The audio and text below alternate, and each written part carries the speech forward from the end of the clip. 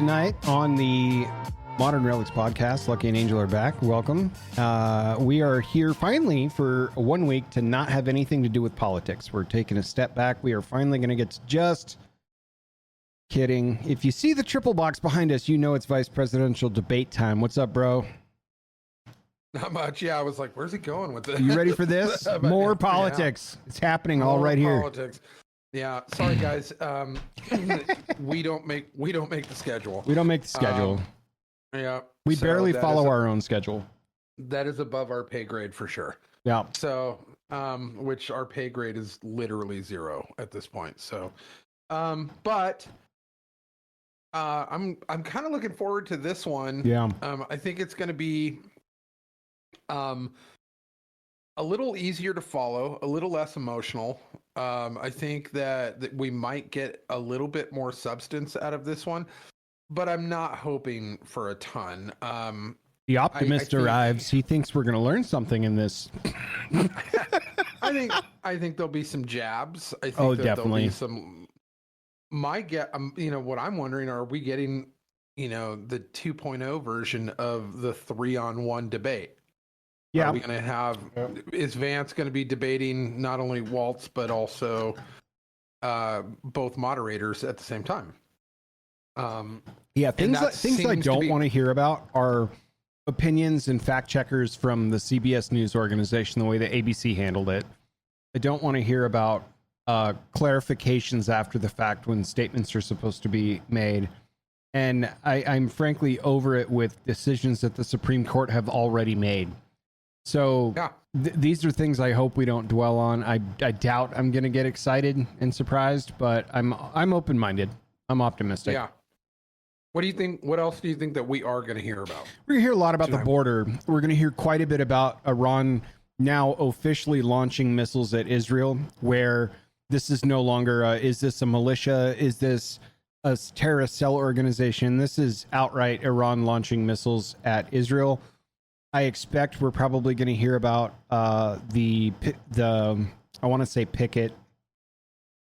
What do they call that when you strike?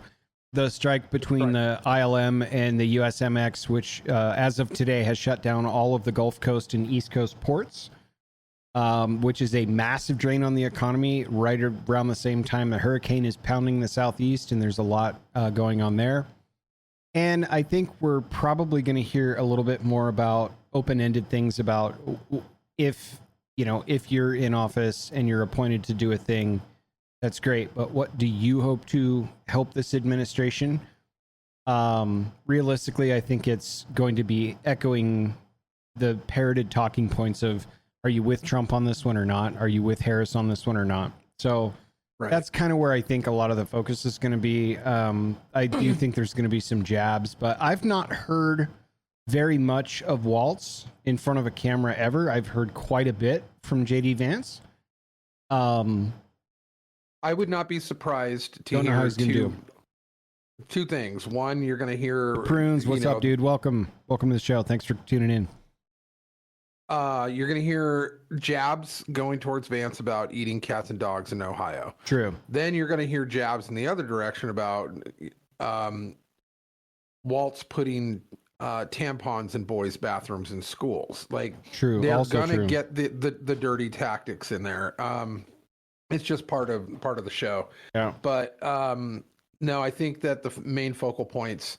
I mean, Waltz will try to steer away from the economy and the border as much as he possibly can, and deflect as much as he can to bring it back to social stuff like abortion rights and Trump bad, and you're with him, you're as bad as him. Yep. Trump is very orange and bad, and very orange and bad. Try to defend him. Yeah. I'm debating you, but I need you to defend him. Right. And that's kind of what I think the strategy for the Waltz team is going to be tonight. And to your earlier point, and I think this is how it's going to go, but I hope that JD Vance does not have to fight a war on 3 fronts, where it's going to be Waltz plus lobbying the comparisons to Trump policy decisions or opinions about Trump, while simultaneously having the moderators unabashedly attack one political party instead of the other with fact checks and interruptions and clarification statements. So I suppose in 7 minutes we'll find out. Prunes has joined the chat, a dear friend of mine. I'm tickled to see you here, sir. What does Canada think of this? What do you hope as a Canadian shows up in tonight's vice presidential debate? I'd love to hear from that in chat. If you guys are listening after the fact on Spotify or iHeartRadio or wherever you get this podcast, welcome on in. It's about to get really exciting. If you're here, you can be here YouTube live as we do the show. So think about that for the future. Come on down. We'd love to see you. Yeah, dude.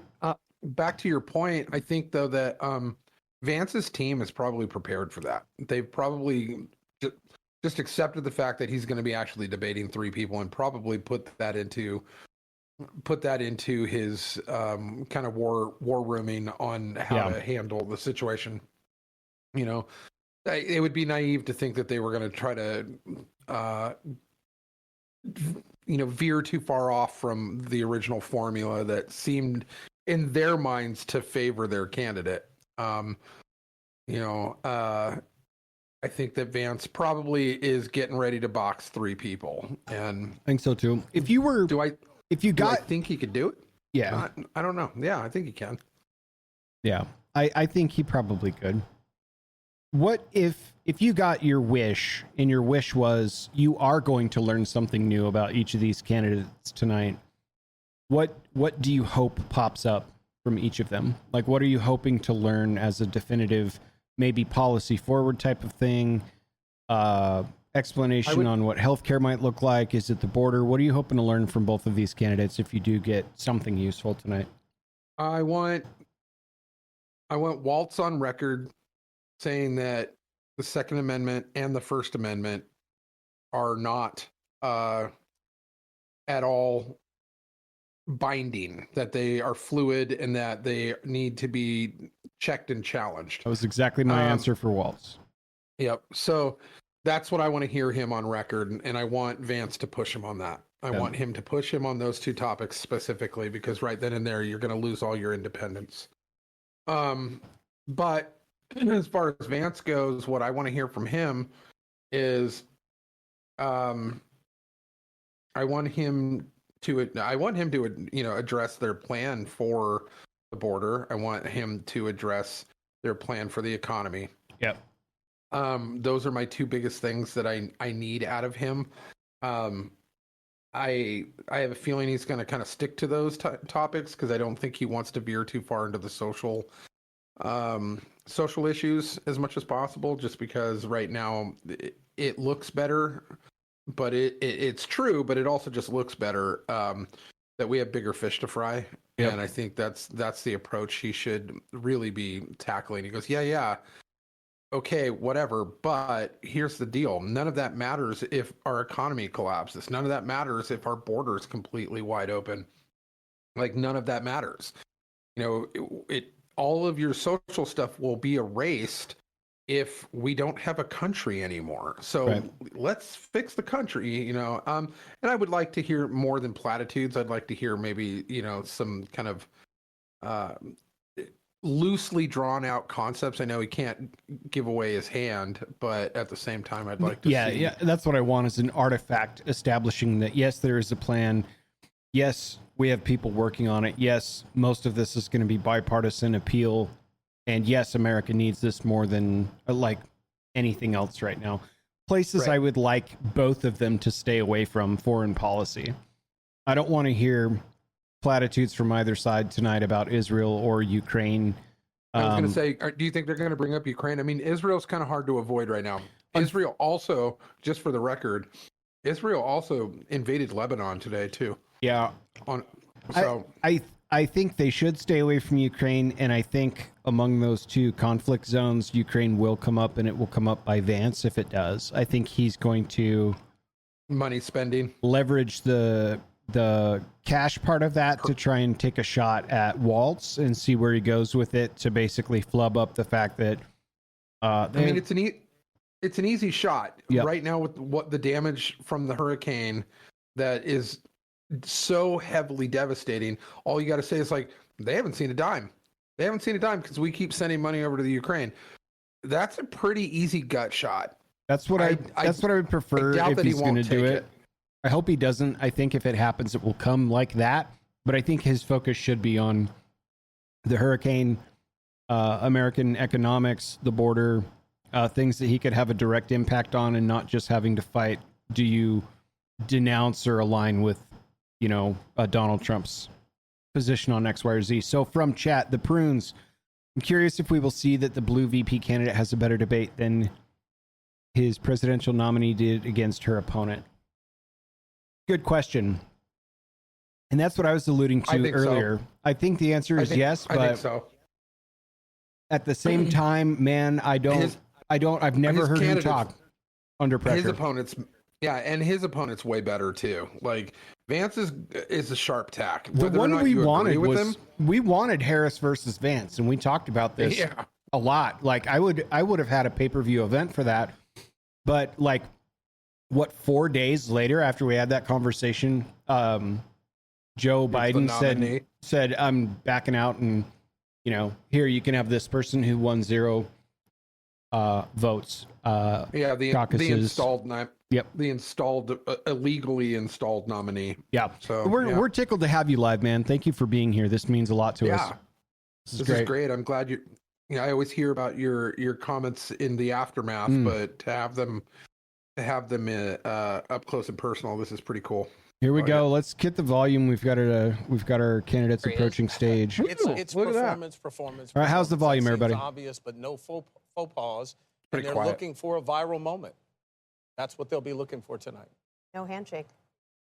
No handshake, and there you have Governor Walz appears to be taking some notes. J.D. Vance doing the same as our colleagues. Yeah, I got coffee, I got snacks. I got a giant bag of peanut butter M&Ms right here. Well, we have the vice presidential debate coming up in a moment. I left those for you. It will be moderated by our own Nora O'Donnell and Margaret Brennan. Ohio Senator J.D. Vance and Minnesota Governor Tim Walz take the stage. Well, they've taken the stage, so stick with us here and join us also on our streaming channel. Yeah, CBS Mr. Rogers. 24/7 for exclusive content. They're already on the stage, bro. Anywhere else. Thank you for joining us. We going to commercial? What are they gonna do? 24 seconds in, and they're like, and brought to you by Pfizer. Like, come on, man. I'm gonna die if it's a Pfizer commercial. Please, I got my fingers crossed. Come on, Pfizer. I hope they cut to in studio. 5 seconds, we'll know the answer.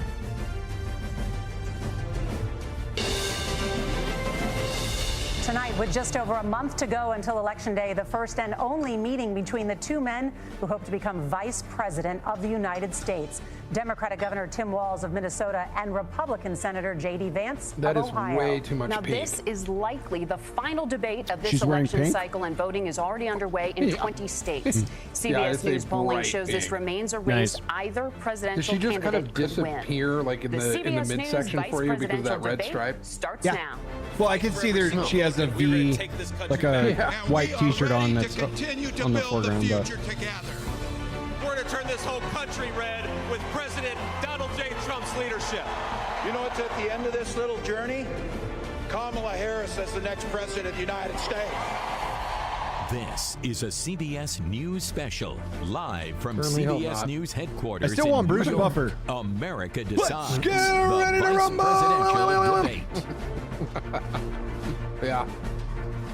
Good evening, I'm Nora O'Donnell, and thank you for joining us for tonight's CBS News Vice Presidential Debate. We want to welcome our viewers on CBS, on other networks here in the U.S. and around the world. We have a consequential night ahead, and our focus is the issues that matter to you, the voter. Yeah. Let's introduce the candidates. Minnesota's Democratic Governor Tim Walz and Ohio's Republican Senator J.D. Vance tonight meeting for the first time.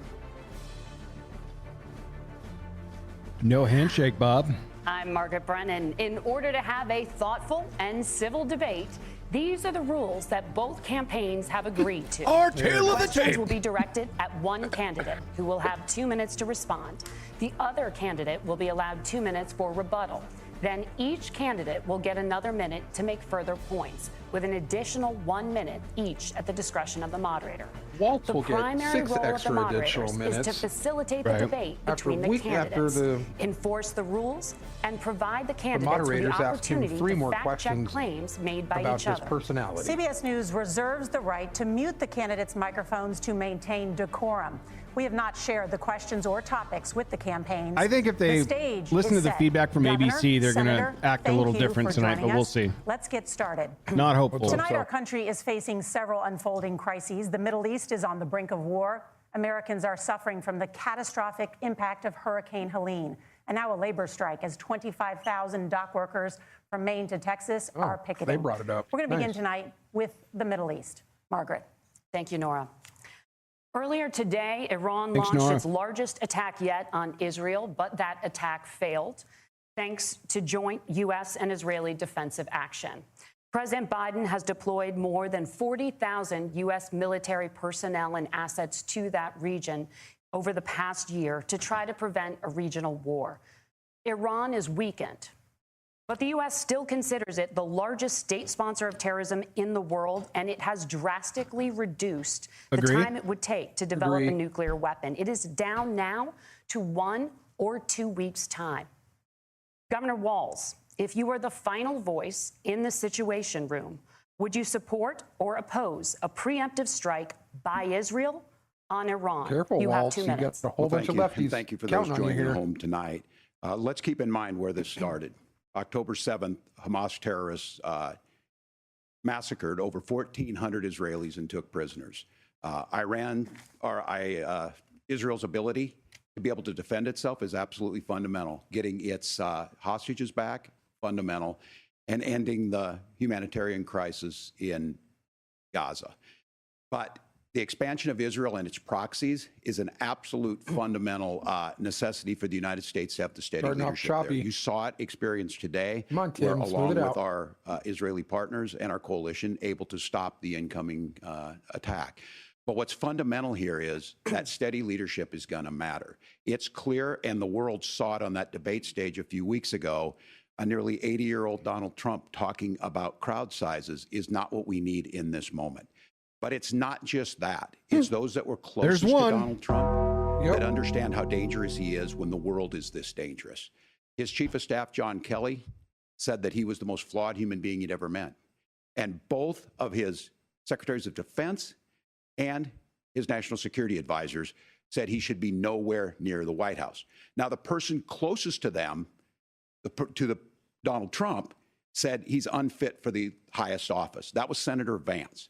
What we've seen out of Vice President Harris is we've seen steady leadership. Really? We've seen a calmness that is able to be able to draw on the coalitions to bring them together. Understanding it has been steady, that our but allies matter. is When our allies see comically Donald Trump understated or turn misrepresented, towards Vladimir Putin, turn towards North Korea, when we start to see that type of fickleness around holding the coalitions together, we will stay committed. And as the vice president said today we will protect our forces and our allied forces, and there will be consequences. So if you were the last voice in the room, what would you do? Governor, your time is up. Senator Vance, the same question. Would you support or oppose a preemptive strike by Israel on Iran? You have 2 minutes. So, Margaret, I want to answer the question. First of all, thanks, Governor. Thanks to CBS for hosting the debate. And thanks, most importantly, to the American people who are watching this evening and caring enough about this country to pay attention to this vice presidential debate. And Canada. I want to answer the question, but I want to actually give an introduction to myself a little bit because I recognize a lot of Americans don't know who either one of us are. I was raised in a working-class family. My mother required food assistance for periods of her life. My grandmother required Social Security help to raise me. And she raised me in part because my own mother struggled with addiction for a big chunk of my early life. I went to college on the GI Bill after I enlisted in the Marine Corps and served in Iraq. And so I stand here asking to be your vice president with extraordinary gratitude for this country, for the American dream that made it possible for me to live my dreams. And most importantly, I know that a lot of you are worried about the chaos in the world and the feeling that the American dream is unattainable. I want to try to convince you tonight over the next 90 minutes that if we get better leadership in the White House, if we get Donald Trump back in the White House, the American dream is going to be attainable once again. Now, to answer this particular question, we have to remember that as much as Governor Walz just accused Donald Trump of being an agent of chaos, Donald Trump actually delivered stability in the world, and he did it by establishing effective deterrence. People were afraid of stepping out of line. Iran, which launched this attack, has received over $100 billion in unfrozen assets thanks to the Kamala Harris administration. What do they use that money for? They use it to buy weapons that they're now launching against our allies, and God forbid, potentially launching against the Joe Biden administration as well. Donald Trump recognized that for people to fear the United States, you needed peace through strength. They needed to recognize in his initial 1 minute LOL facts, dude. The United States facts. Global leadership would put stability and peace back in the world. Now, you asked about a preemptive strike, Margaret, and I want to answer the question. Look, it is up to Israel what they think they need to do to keep their country safe, and we should support our allies wherever they are when they're fighting the bad guys. I think that's the right approach to take with the Israel question. Neutral. Thank you, Senator. Right down the Governor line. Walz, do you care to respond to any of the allegations? Well, look, Donald Trump was in office. We'll sometimes hear a revisionist history, but when Donald Trump was in office, it was Donald Trump who we had a coalition of nations that had boxed Iran's nuclear program in, the inability to advance Nuclear is not it. a word, sir. Donald Trump pulled that program and put nothing else in its place. So Iran is closer to a nuclear weapon than they were before because of Donald Trump's fickle leadership.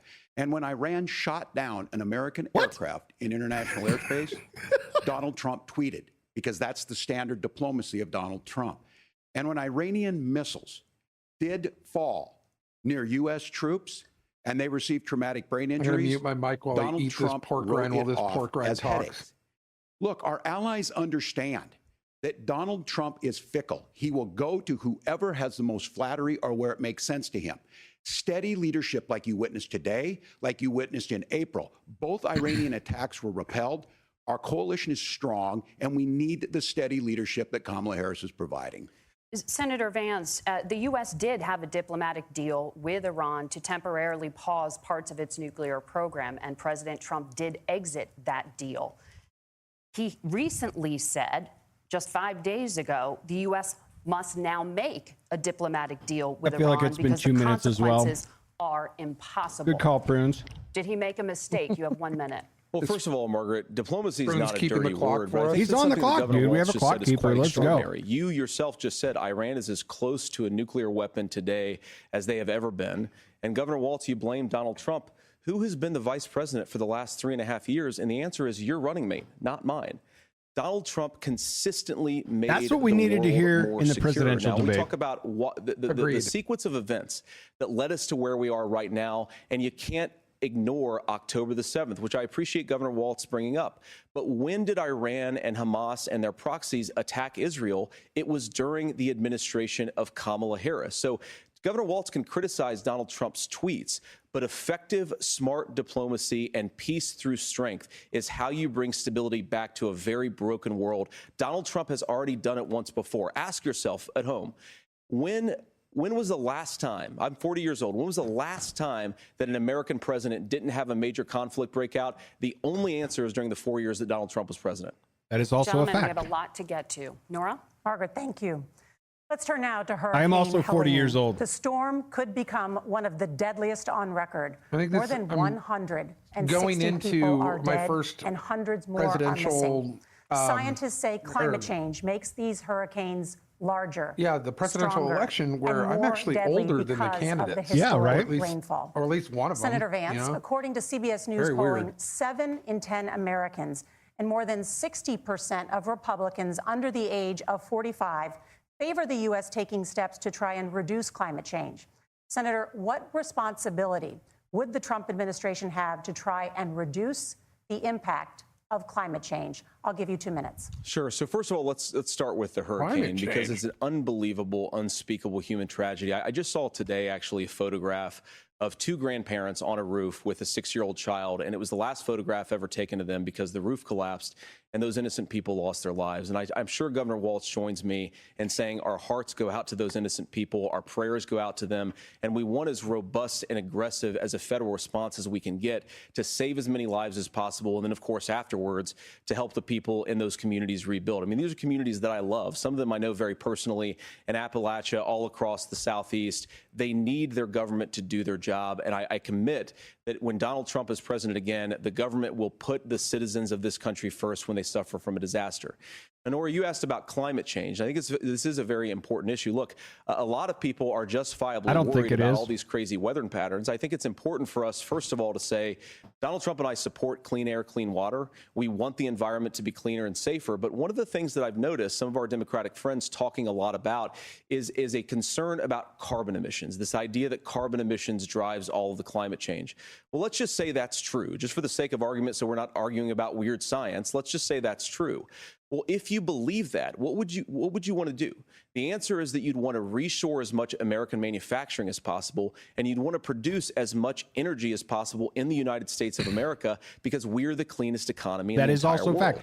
Second only to Canada. Harris's policies actually led to more energy production in China, more manufacturing overseas, more doing business in some of the dirtiest cleanest fossil fuels on Earth. When I say that, I mean second only to Canada. The carbon emissions they're doing per unit of economic output. Squeaky clean, so if man. we actually My boy's crispy. care about getting cleaner air and cleaner water, the best thing to do is to double down and invest in American workers and the American people. And unfortunately, Kamala Harris has done exactly the opposite. Governor Walz, you have 2 minutes to respond. Well, we got close to an agreement because all those things are happening. Look, first of all, it is a horrific tragedy with this hurricane. And my heart goes out to the folks that are down there in contact with the governors. I serve as co-chair of the Council of Governors as we work together on these emergency managements. Does he have an earpiece no in? partisanship. They work together to all of the governors and the emergency responders on the ground. Those happen on the front end. This is the fourth time. The federal government comes in, makes sure they're there that we recover. But we're still in that phase where we need to make sure that they're staying there, staying focused. Now, look, coming back to the climate change issue, there's no doubt this thing roared onto the scene faster and stronger than anything we've seen. Senator Vance has said that there's a climate problem in the past. Donald Trump called it a hoax, and then joked that these things would make more beachfront property to be able to invest in. What we've seen out of the Harris administration now, the Biden-Harris administration, is we've seen this investment.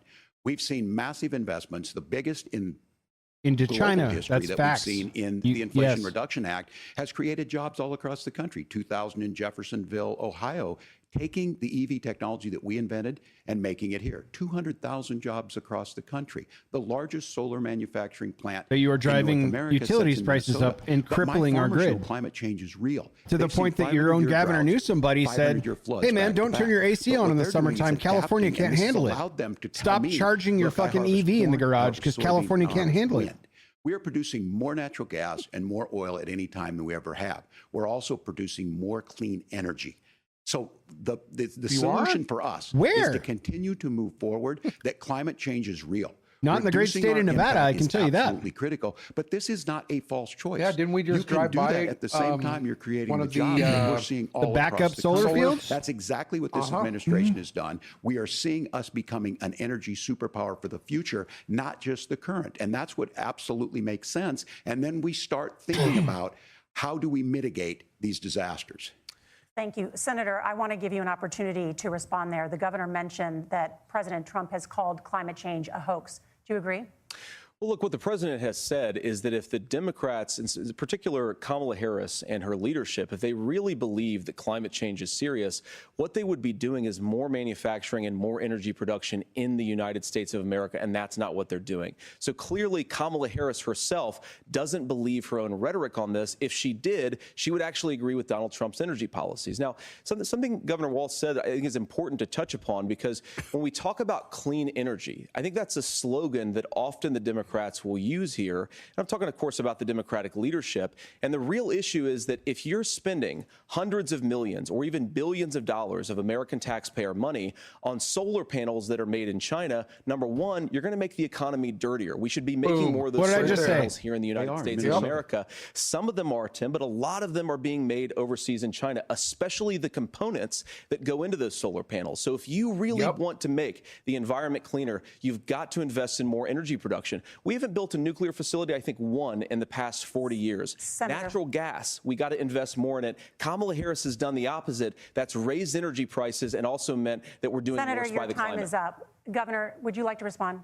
Well, look, we're producing more natural gas than we ever have. There's no moratorium on that. We're producing more oil. But the folks know, and Really? Where? like I said, Where? Again, these are not liberal In folks. the Keystone XL pipeline you fucking shut down? Farmers that have been Not you, drought but Joe one Biden? year, massive flooding Are they the not next year. gonna They fact check understand him that on it that? makes The sense. Look, fracking our that you number fucking one destroyed? export Like, cannot be topsoil from erosion from all these of massive Pennsylvania storms. right We now saw is it in Minnesota flipping this guy summer. off.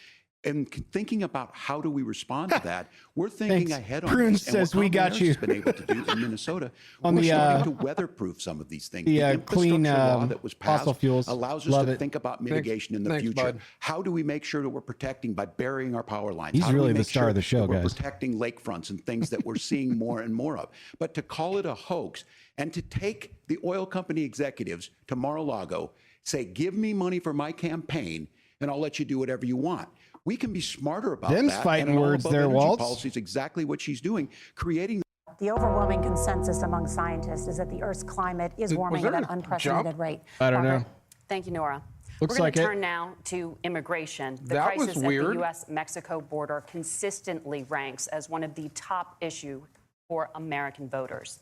Senator Vance, They cut it off, and your there was a campaign is skip. pledging to carry out the largest mass I mean, it deportation says it's plan live. in American history and to use the U.S. military to do so. Could you be That more was an specific obvious about jump. exactly how this will work? For example, would you deport parents who have entered the U.S. illegally and separate them from any Yeah, of their it says I'm children at 0, who were so I don't born know. on U.S. I soil? might have hit the space You have 2 bar, minutes. but So first of all, Margaret, before we talk about would've deportations, jumped to live we have if I to did, stop so the could've been bleeding. my We fault. have a historic immigration crisis because Kamala Harris started and said that she wanted to undo all of Donald Trump's border policies. 94 executive orders suspending deportations, decriminalizing illegal aliens, massively increasing the asylum fraud that exists in our system. That has opened the floodgates. And what it's meant is that a lot of fentanyl is coming into our country.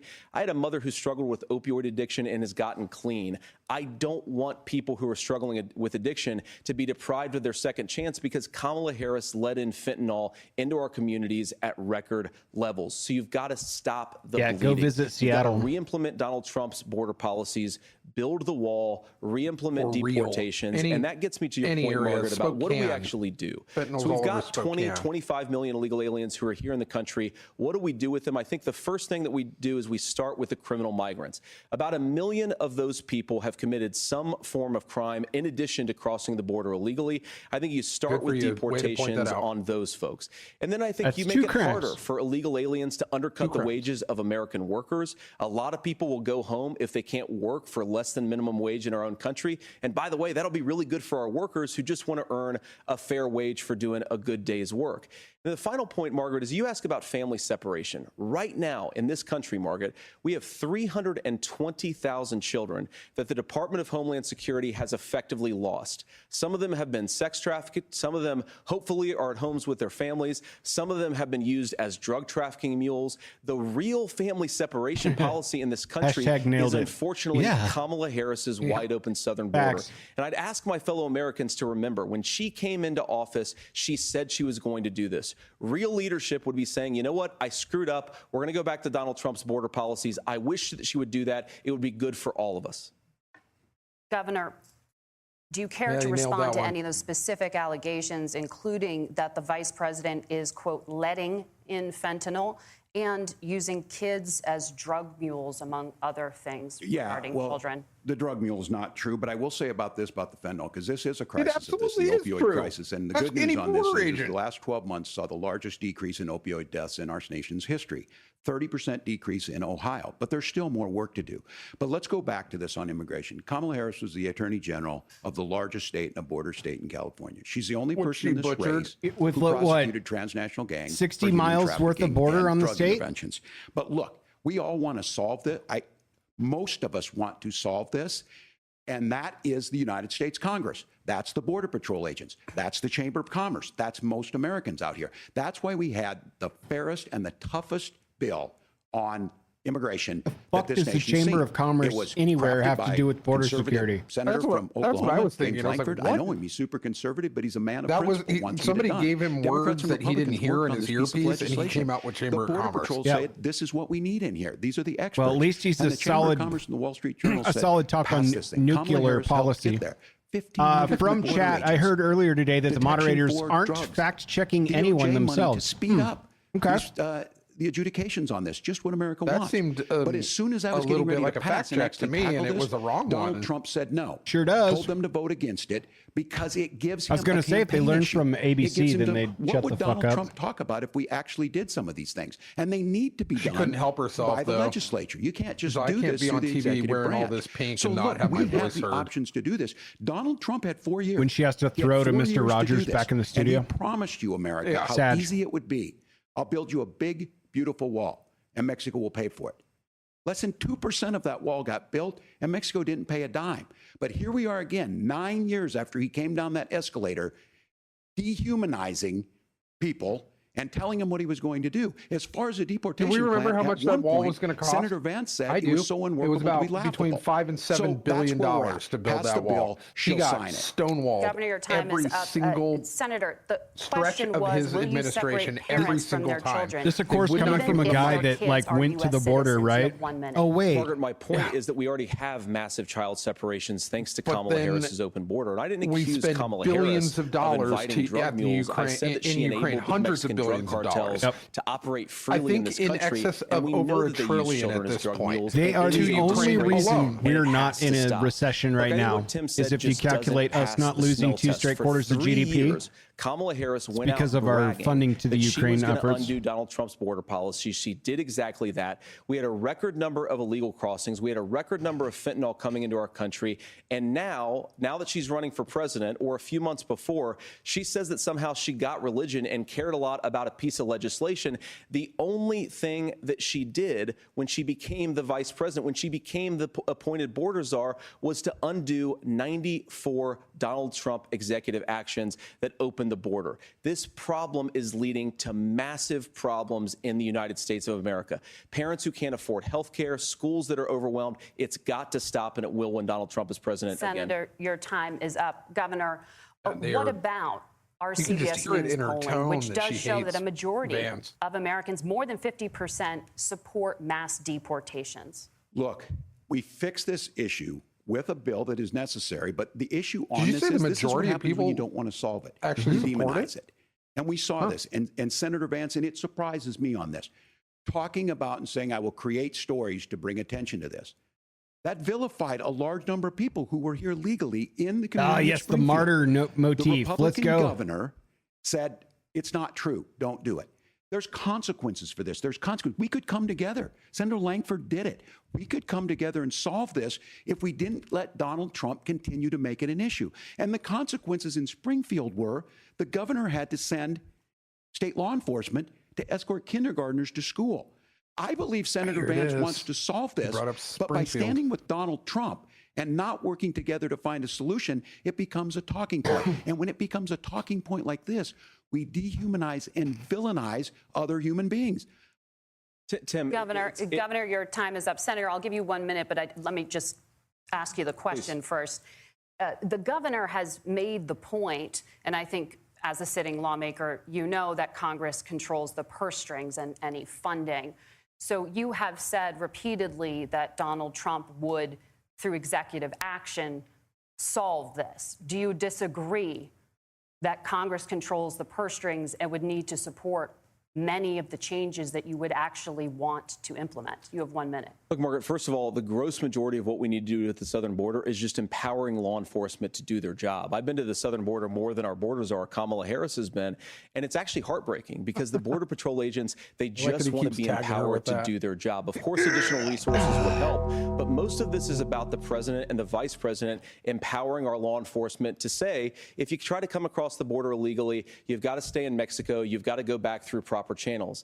Now, Governor Walz brought up the community of Springfield, and he's very worried about the things that I've said in Springfield. Look, in Springfield, Ohio, and in communities all across this country, you've got schools that are overwhelmed. You've got hospitals that are overwhelmed. You have got housing that is totally unaffordable because we brought in millions of illegal immigrants to compete with Americans for scarce homes. The people that I'm most worried about in Springfield, Ohio, are the American citizens who have had their lives destroyed by Kamala Harris's open border. It is a disgrace, Tim. And I actually think, I agree with you. I think you want to solve this problem, but I don't think that Kamala Harris does. Senator, your time is up. Governor, you have 1 minute to respond. Yeah, well, it is law enforcement that asked for the bill.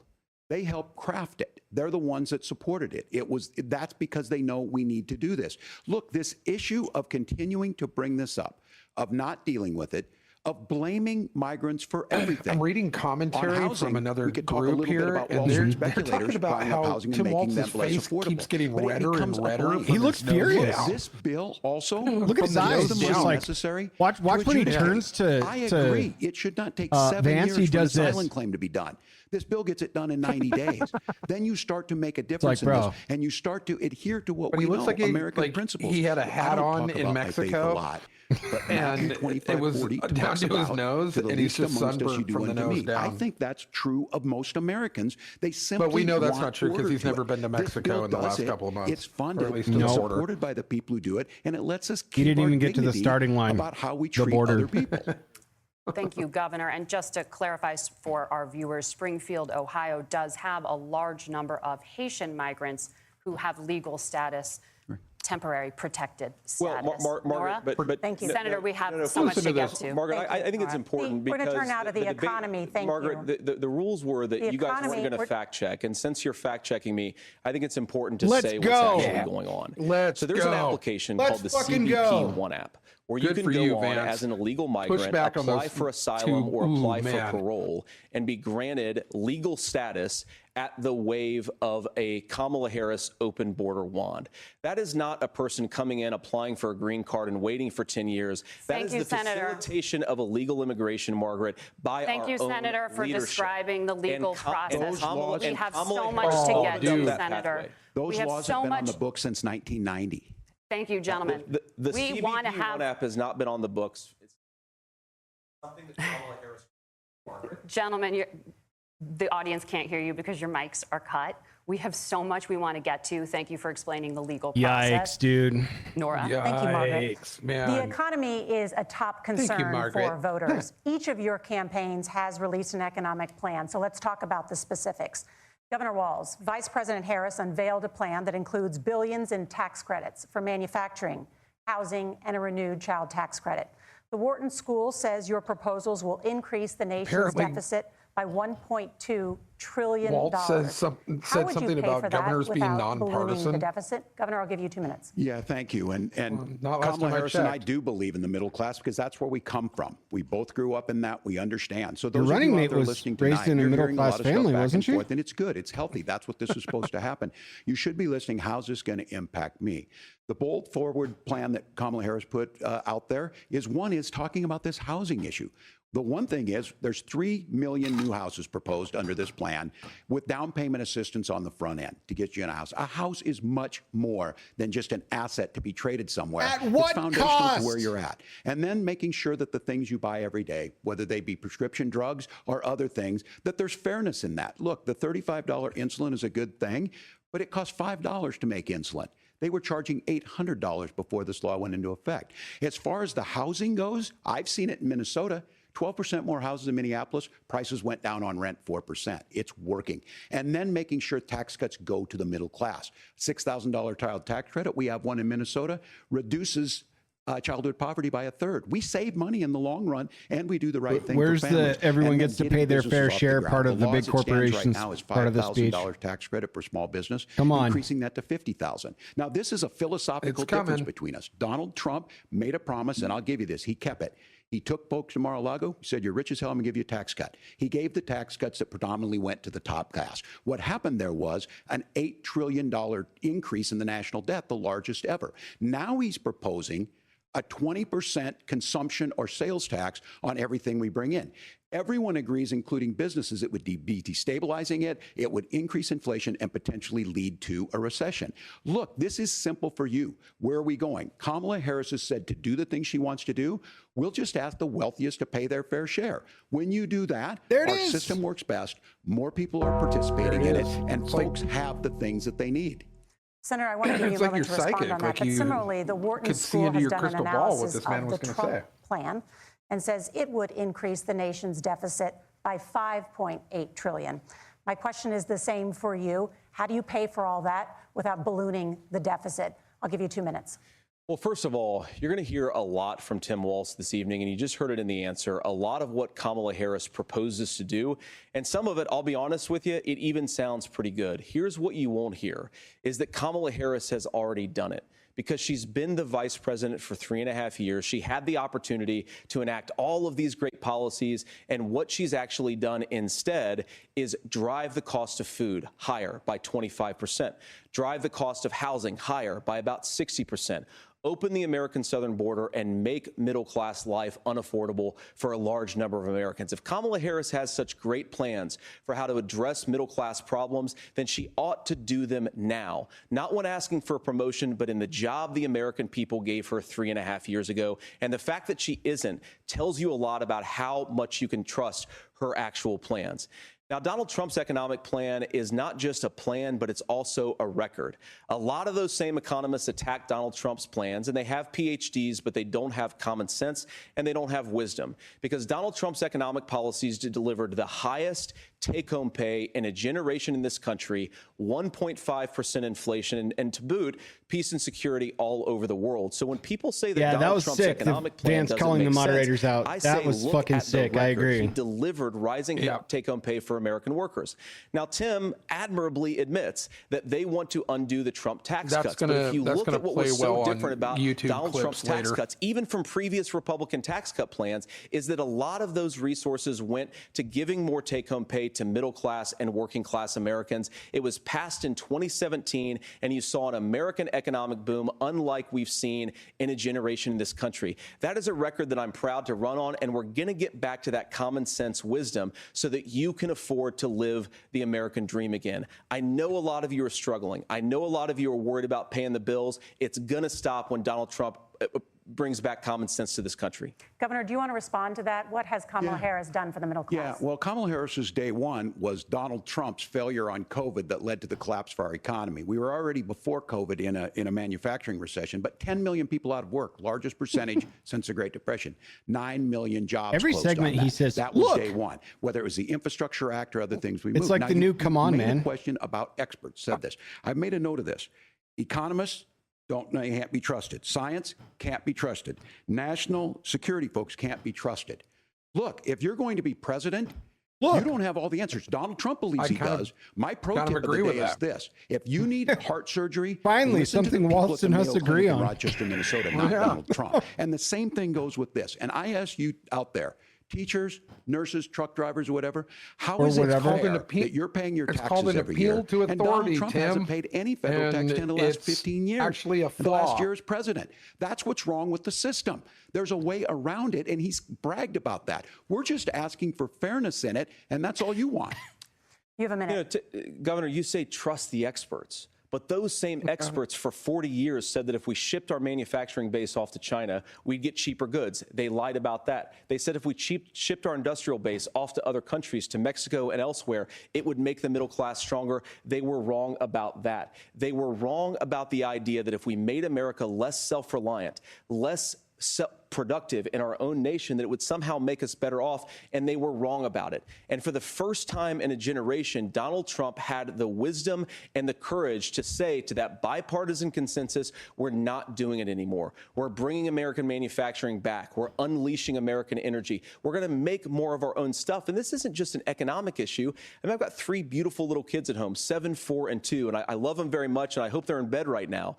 But look, so many of the drugs, the pharmaceuticals that we put in the bodies of our children are manufactured by nations that hate us. This has to stop, and we're not going to stop it by listening to experts. We're going to stop it by listening to common sense wisdom, which is what Donald Trump governed on. Senator, your time is up. Governor Walz, can you address that? I mean, voters say they trust Donald Trump on the economy more. Why? Well, if you're listening tonight and you want billionaires to get tax cuts, well, maybe it's because some of us lost 1/3 of our retirement package under your guys' watch. Just saying. I'm not a guy who wanted to ship things overseas, but I understand that, look, not speaking from experience, but that's me. That's something that we believe in. I think the thing that most concerns me on this is Donald Trump was the guy who created the largest trade deficit in American history with China.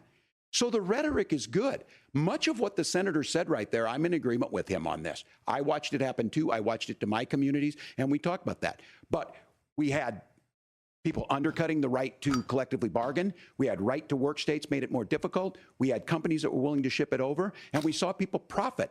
Folks that you want to talk about collective bargaining in the face of the largest seaport strike in American history, bud, that launched today? In agreement that we bring those home. The issue is Donald Trump is talking about it. Kamala Harris has a record 250,000 more manufacturing jobs just out of the IRA. May I respond to that? Yes. So appreciate that. So if you notice, what Governor Walz just did is he said, first of all, Donald Trump has to listen to the experts. And then when he acknowledged that the experts screwed up, he said, well, Donald Trump didn't do nearly as good of a job as the statistics that's a gross generalization. that he did.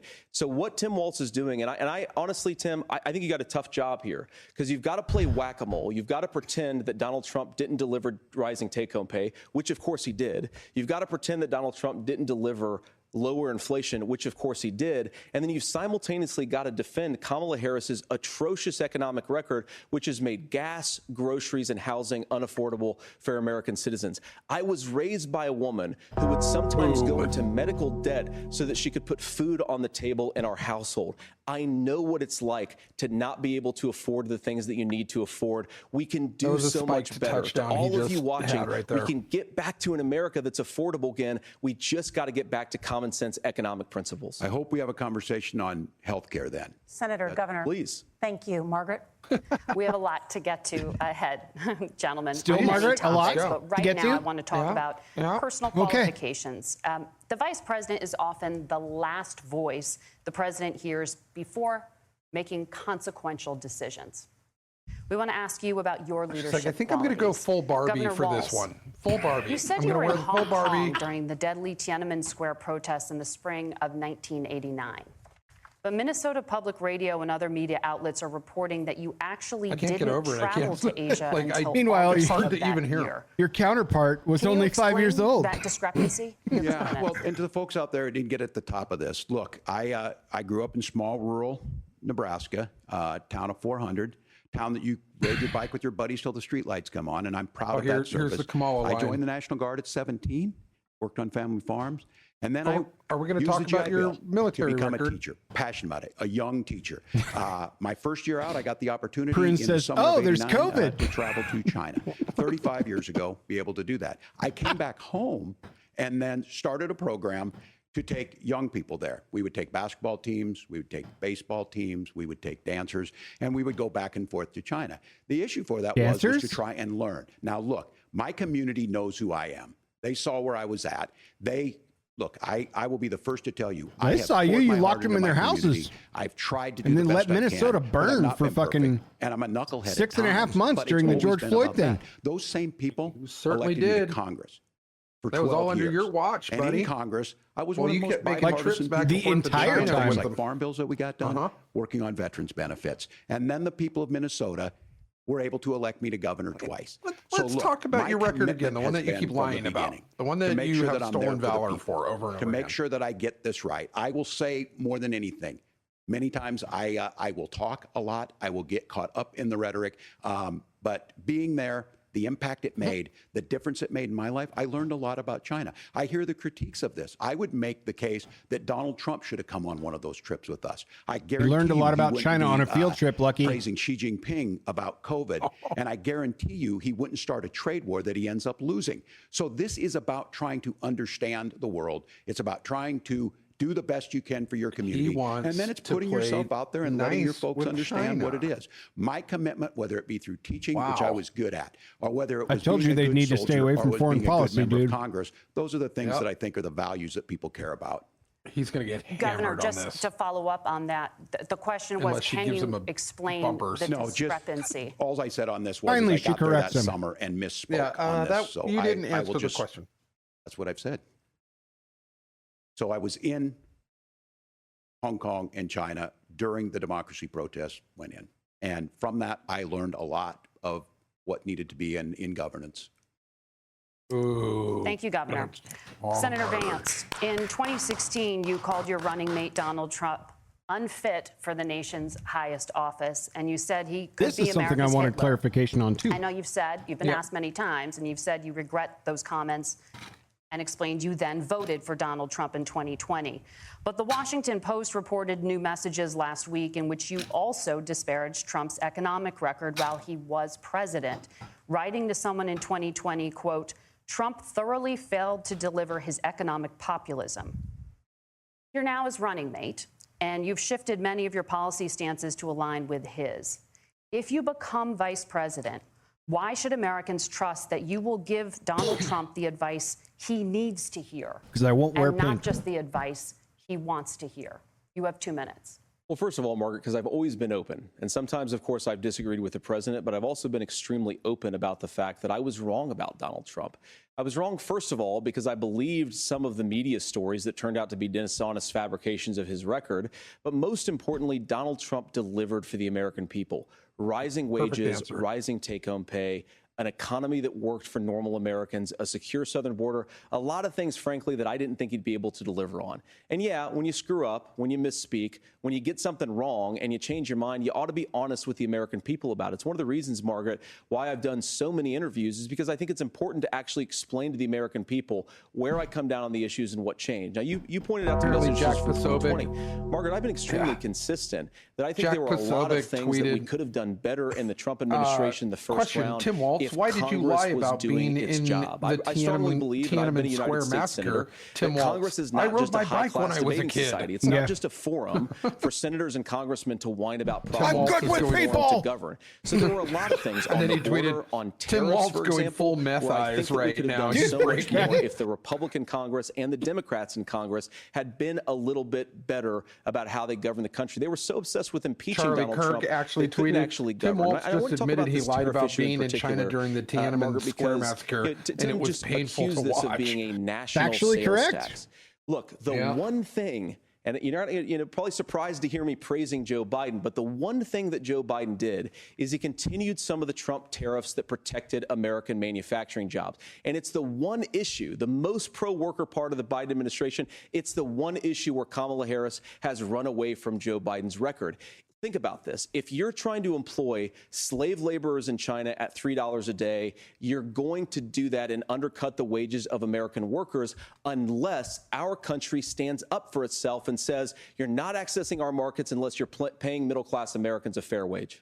Senator, your time is up. Nora? Thank you. Now to the issue of reproductive rights. Governor Walz, after Roe versus Wade was overturned, you signed a bill into law that made Minnesota one of the least restrictive states in the nation when it comes to abortion. Former President Trump said in the last debate that you believe abortion, quote, in the 9th month is absolutely fine. Yes or no? Is that what you support? I'll give you 2 minutes. That's not what the bill says, but look, this issue is what's on everyone's mind.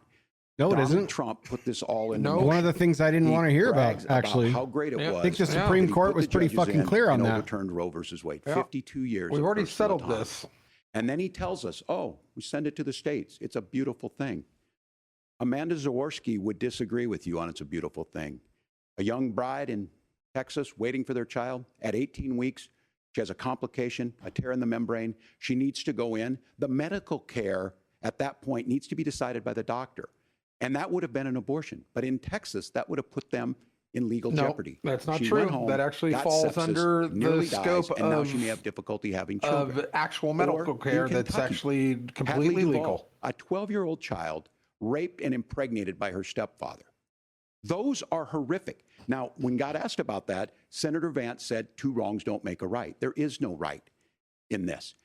So in Minnesota, what we did was restore Roe versus Wade. We made sure that we put women in charge of their health care. But look, this is not what, if you don't know Amanda or a Hadley, you soon will. Their Project 2025 is going to have a registry of pregnancies. Are you serious? It's going You to make decided it to bring more that up difficult, again? if not impossible, to get contraception. You guys get and gun limit registries access, if and not what the Republicans are worried about access to pregnancy infertility registries? treatments. For so many of you out there listening, me included, infertility treatments are why I have a child. That's nobody else's business, but those things are being proposed. You had me at And Tiananmen the Square. catch-all on Please this continue, is, sir. well, the states will decide what's right for Texas might not be right for Washington. That's not how this works. This is basic human right. We have seen. That's exactly how it fucking works. Mortality. Exactly how it works. That's what the 10th Amendment spells outpacing out. many other countries in the world. This is about healthcare. In Minnesota, we are ranked first in healthcare for a reason. We trust women. We trust doctors. Senator, do you want to respond to the governor's claim? Will you create a federal pregnancy monitoring agency? No, Nora, certainly Only for you, won't. Stacey. And I want to talk about this issue because I know a lot of Americans care about it, and I know a lot of Americans don't agree with everything that I've ever said on this topic. And, you know, I grew up in a working class family in a neighborhood where I knew a lot of young women who had unplanned pregnancies and decided to terminate those pregnancies because they feel like they didn't have any other options. Oh, and, you know, things I didn't one spot of them is actually very dear to me. For 500, and I'm pretty fucking good at this. And I love you. And she told me something a couple years ago that she felt like if she hadn't had that abortion, that it would have destroyed her life because she was in an abusive relationship. And I think that what I take from that as a Republican who proudly wants to protect innocent life in this country, who proudly wants to protect the vulnerable, is that my party, we've got to do so much better of a job at earning the American people's trust back on this issue where they frankly just don't trust us. And I think that's one of the things that Donald Trump and I are endeavoring to do. I want us as a Republican Party to be pro-family in the fullest sense of the word. I want us to support fertility treatments. I want us to make it easier for moms to afford to have babies. I want it to make it easier for young families to afford a home so they can afford a place to raise that family. And I think there's so much that we can do on the public policy front just to give women more options. Now, of course, Donald Trump has been very clear that on the abortion policy specifically, that we have a big country deep right and it's diverse. And California hair has a standing different on their neck viewpoint going, this what's he going to than say about the Georgia. Republican Georgia Party has a on this different one? Point from Arizona, and the proper way to handle this, as messy as democracy sometimes is to let voters make these decisions, let the individual states make their abortion policy. And I think that's what makes the most sense in a very big, a very diverse, and let's be honest, sometimes a very, very messy and divided country. Governor, would you like to respond and also answer the question about restrictions? Yeah, well, the question got asked, and Donald Trump made the accusation that wasn't true about Minnesota. Well, let me tell you about this idea that there's diverse states. There's a young woman named Amber Thurman. She happened to be in Georgia, a restrictive state.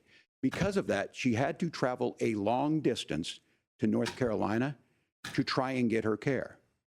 Amber Thurman died in that journey back and forth. The fact of the matter is, how can we as a nation say that your life and your rights, things that didn't happen for 1,000 hours, that would have been all over the news. On geography. That would have been everywhere. There's a very real chance had Amber there Thurman were some other lived in contributing Minnesota, factors. If that she would be girl alive died today. It was That's why the restoration of Roe versus Wade. When you listen to Vice President Harris talk about this subject and you hear me talk about That's also you hear us a talking exactly the same. 5-hour drive. Trump is trying to figure out how to get the political right of this. Oh, you just I looked agree it with up? a lot of what Senator Vance said about what's happening. His running mate, though, does not. So and something that's the else was problem. going on. Governor, with that. Pretty sure something else was going on. Let me ask you about that. He mentioned, he was, I think, referring to a national ban. In the past, you have supported a federal ban on abortion after 15 weeks. In fact, you said if someone can't support legislation like that, quote, you are making the United States the most barbaric pro-abortion regime anywhere in the entire world. My question is, why have you changed your position? Well, Nora, first of all, I never supported a national ban. I did when I was running for Senate in 2022 talk about setting some minimum national standard. For example, we have a partial birth abortion ban in place in this country at the federal level. I don't think anybody's trying to get rid of that, or at least I hope not, though I know that Democrats have taken a very radical pro-abortion stance. But Nora, you know, one of the things that changed is in the state of Ohio, we had a referendum in 2023, and the people of Ohio voted overwhelmingly, by the way, against my position. And I think that what I learned from that, Nora, is that we've got to do a better job at winning back people's trust. So many young women would love to have families. So many young women also see an unplanned pregnancy as something that's going to destroy their livelihood, destroy their education, destroy their relationships. And we have got to earn people's trust back. And that's why Donald Trump and I are committed to pursuing pro-family policies, making childcare more accessible, making fertility treatments more accessible, because we've got to do a better job at that. And that's what real leadership is. Governor, your response. I'm going to respond on the pro-abortion piece of that. No, we're not. We're pro-women. We're pro-freedom to make your own choice. You're we know what the pro-abortion. implications You're are to not 100% pro-abortion, miscarriages, and on record women not over getting and the over care, again on that topic. physicians feeling like they may be prosecuted for providing that care. And as far as making sure that we're educating our children and giving them options, Minnesota's a state with one of the lowest teen pregnancy rates. We understand that too. We know that the options need to be available, and we make that true. We also make it, we're a top 3 state for the best place to raise children. But these two things Those are convenient stats to just have when you don't know this topic's coming. Or you guys are pro-abortion. Let's break this down. If you have one of the highest abortion rates within your state, which Minnesota does, and Kamala Harris is because it's a safe haven for Planned Parenthood, for children more but you don't even have to affordable, tell your $6,000 parents child tax credit. when a 16-year-old girl goes on the to. backs of making They someone don't like keep Amber records Thurman on any of that. Who has databases now, Waltz? Senator. How are you saying that you have the lowest teenage pregnancy rating in the country if all of this stuff is not recorded?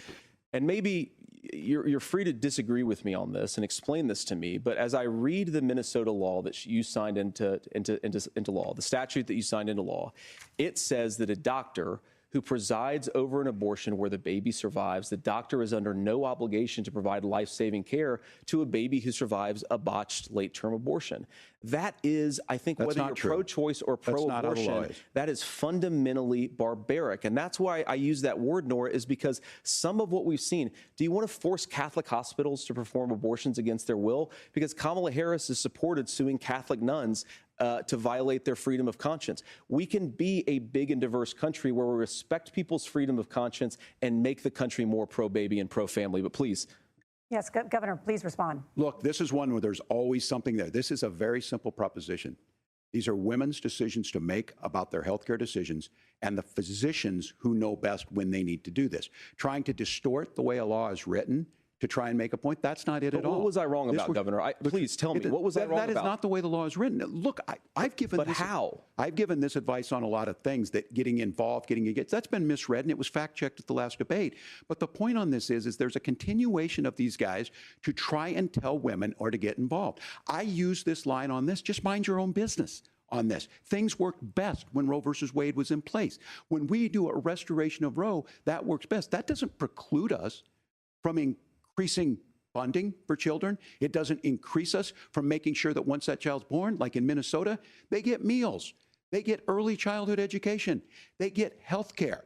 So the Advance just bust out the class upbringing. I don't even know he's maintaining a straight face. That was awesome. Factually correct, dude. That was fucking sick. My boy is batting 1,000 tonight. It's not the case. It's you got to carry the pod, brother. I'll be right back. So they fact-checked it with President Trump. Gentlemen, there's a lot to discuss. We have to move on, and we're going to be right back with much more of the CBS News vice presidential debate. Hey, Prunes, are they keeping time on these guys? It feels like Waltz is getting more like longer than the allotted time frame. I'm not keeping it; just naturally feels that way. But yeah, here we go. We're going into the first break, you guys, and I don't know. So far at halftime, I'm going to say that Vance has a steady lead on this one, much more than Trump did at the first break with Harris. Nate has one of the quickest I definitely think Vance is much more in control of this and is steering the ship. This is unbelievable to ask the question. He hasn't really had a single misstep, in my opinion. He's thrown down a couple of zingers and also just is coming hard with the facts, and then has played absolute Tai Chi with Tim Waltz's points. This is a debate masterclass. I think so far. So okay, did they about as well as I think he would? I get up to go get some water. Did they end this thing? Like we get final statements, right? It's halftime. Halftime. Yeah, okay. Yeah, it's halftime. Yeah. Whew. So they're taking their break, and then but I mean, if we were in an NFL halftime situation, the analysis would be that, Vance has a steady lead over Waltz in this. He's been Tai Chiing all of Waltz's points. He's got a couple of really good zingers in on him, and he's keeping his composure, and he's knocking this guy around. And it's not a knockout fight so far, but Correct. It is definitely a like if we were. Who's the quote unquote best boxer of all time, the little guy who dances around, Mayweather. He's Mayweathering this really well, and just getting a win on points. Yeah, and I think that the benefit of hindsight will be always 2020, but like so far, my initial reaction is I like the point of okay, we need to allow the American public to regain trust in the Republican Party bit, but yeah, he keeps going back to that. Like, you stated your piece, let's stay away from that, because the more times you reinforce there's no trust in your political party, the more times people are going to overanalyze that and be like, you know what, you're right, we don't trust you fucks. So yeah, like, let's try to pump the brakes on that piece, in my opinion. Yeah, I love challenging Waltz to be like, hey, I agree with you on half of that, but explain to me this. No, that was misread and fact-checked in the last debate. Anyway, like, just tell me how. Like, explain to us where I'm misreading the law that or the statute you signed into law. So, yeah. But I think I think this is so far a masterclass. Waltz couldn't. He didn't have the data to back up his rebuttal, so he just floundered there. And man, him admitting that that he lied about being in Tiananmen Square, like, even the moderators didn't know what to do with that. They just sat there in silence going, oh no, yeah, like, this is a bad deal. He answered this exactly wrong.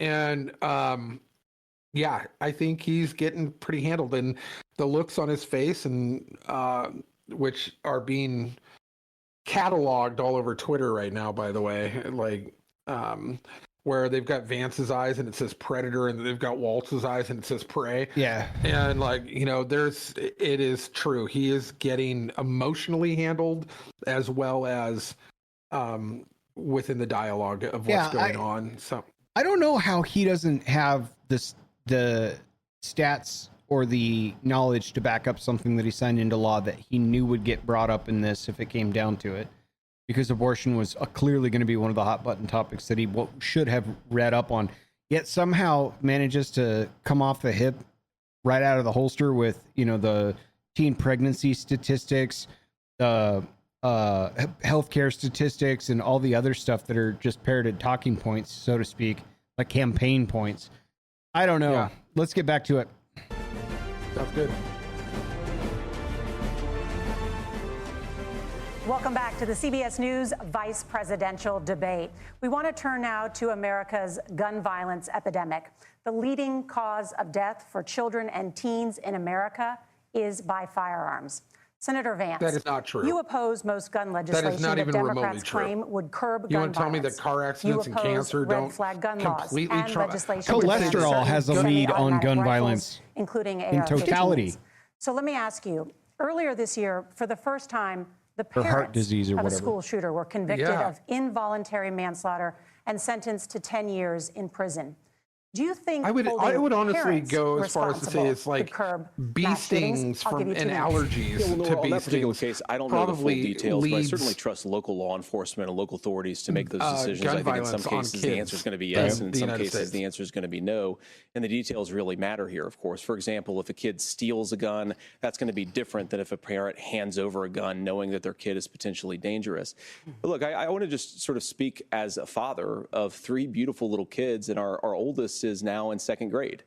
And like a lot of parents, we send our kids to school with such hope and such joy and such pride at their little faces on the first day of school. And we know, unfortunately, that a lot of kids are going to experience this terrible epidemic of gun violence. And of course, our hearts go out to the families that are affected by this terrible stuff. And we do have to do better. And I think that Governor Waltz and I actually probably agree that we need to do better on this. The question is just, how do we actually do it? Now, here's something that really bothers me and worries me about this epidemic of violence.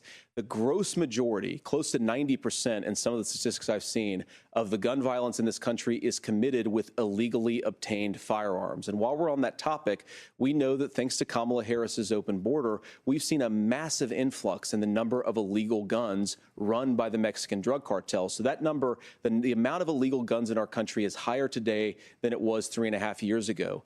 But what do we do about the schools? What do we do to protect our kids? And I think the answer is, and I say this not loving the answer, because I don't want my kids to go to school in a school that feels unsafe or where there are visible signs of security.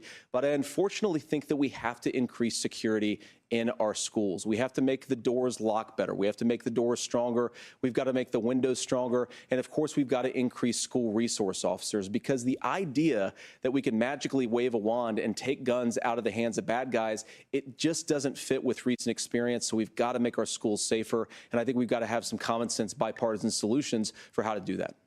Governor, you have 2 minutes. Well, I think all the parents watching tonight, this is your biggest nightmare. Look, I got a 17-year-old, and he witnessed a shooting at a community center playing volleyball. Those things don't leave you. As a member of Congress, I sat in my office surrounded by dozens of the Sandy Hook parents, and they were looking at my 7-year-old picture on the wall. Their 7-year-old were dead, and they were asking us to do something. And look, I'm a hunter. I own firearms. The vice president is. Second Amendment is not about hunting. Is there, but our first responsibility is to our kids to figure this out. In Minnesota, we've enacted enhanced red flag laws, enhanced background checks, and we can start to get data. But here's the problem. And all of them are If we really violations of the wanna solve this, Constitution. we've got folks that From won't chat, allow Prunes, I'm research with to be you, even although done I on feel gun like the violence. moderators are having And trouble this idea being one-sided. that we should just Vance live is with it, way and ahead. This is an here's actual what debate. do I think, agree. that this is a good start to the conversation. I 100% believe that Senator Vance. I just think the content hates of it one when these debater kids- is complete it's horseshit. abhorrent and it breaks your heart. Yeah. I agree with that. But that's not far enough when we know there are things that worked. I've spent time in Finland and seen some Finnish schools. They don't have this happen. Finland? Even though they have a high gun ownership rate in the country. Was that There before are or after reasonable Tiananmen things Square, that sir? we can do to make a difference. It's Were you not riding a bicycle? infringing on your Second Amendment. And the idea to Wait. have some of these weapons out there, He it just just doesn't admitted make that any sense. Kamala Harris, as an Finland attorney general, worked on this issue. It has She a knows higher that it's gun there. rate No one's trying to percentage scare in the monger and say we're households taking your guns, but I ask by all of you out per there, capita than the United do you States. want your And they don't schools have hardened this to going look on. like a So that fort? tells me it's not the guns. Is that what we have to Like, go when we know It's not just the made the car's point fault for that us. the car countries accident around the happened world either. It could be the that their drunk children driver. aren't practicing these types of drills. They're being kids. We owe it to them to get a fix. These are things that shouldn't be that difficult. You can still keep your firearms, and we can make a difference. We have to. If you're listening tonight, this breaks your heart. Fuck your gun registry. Tim, first of all, I didn't know that Yeah. your 17-year-old witnessed a shooting. I'm sorry about that, and I hope that he's appreciate doing you okay. saying so. Christ have mercy. It is awful.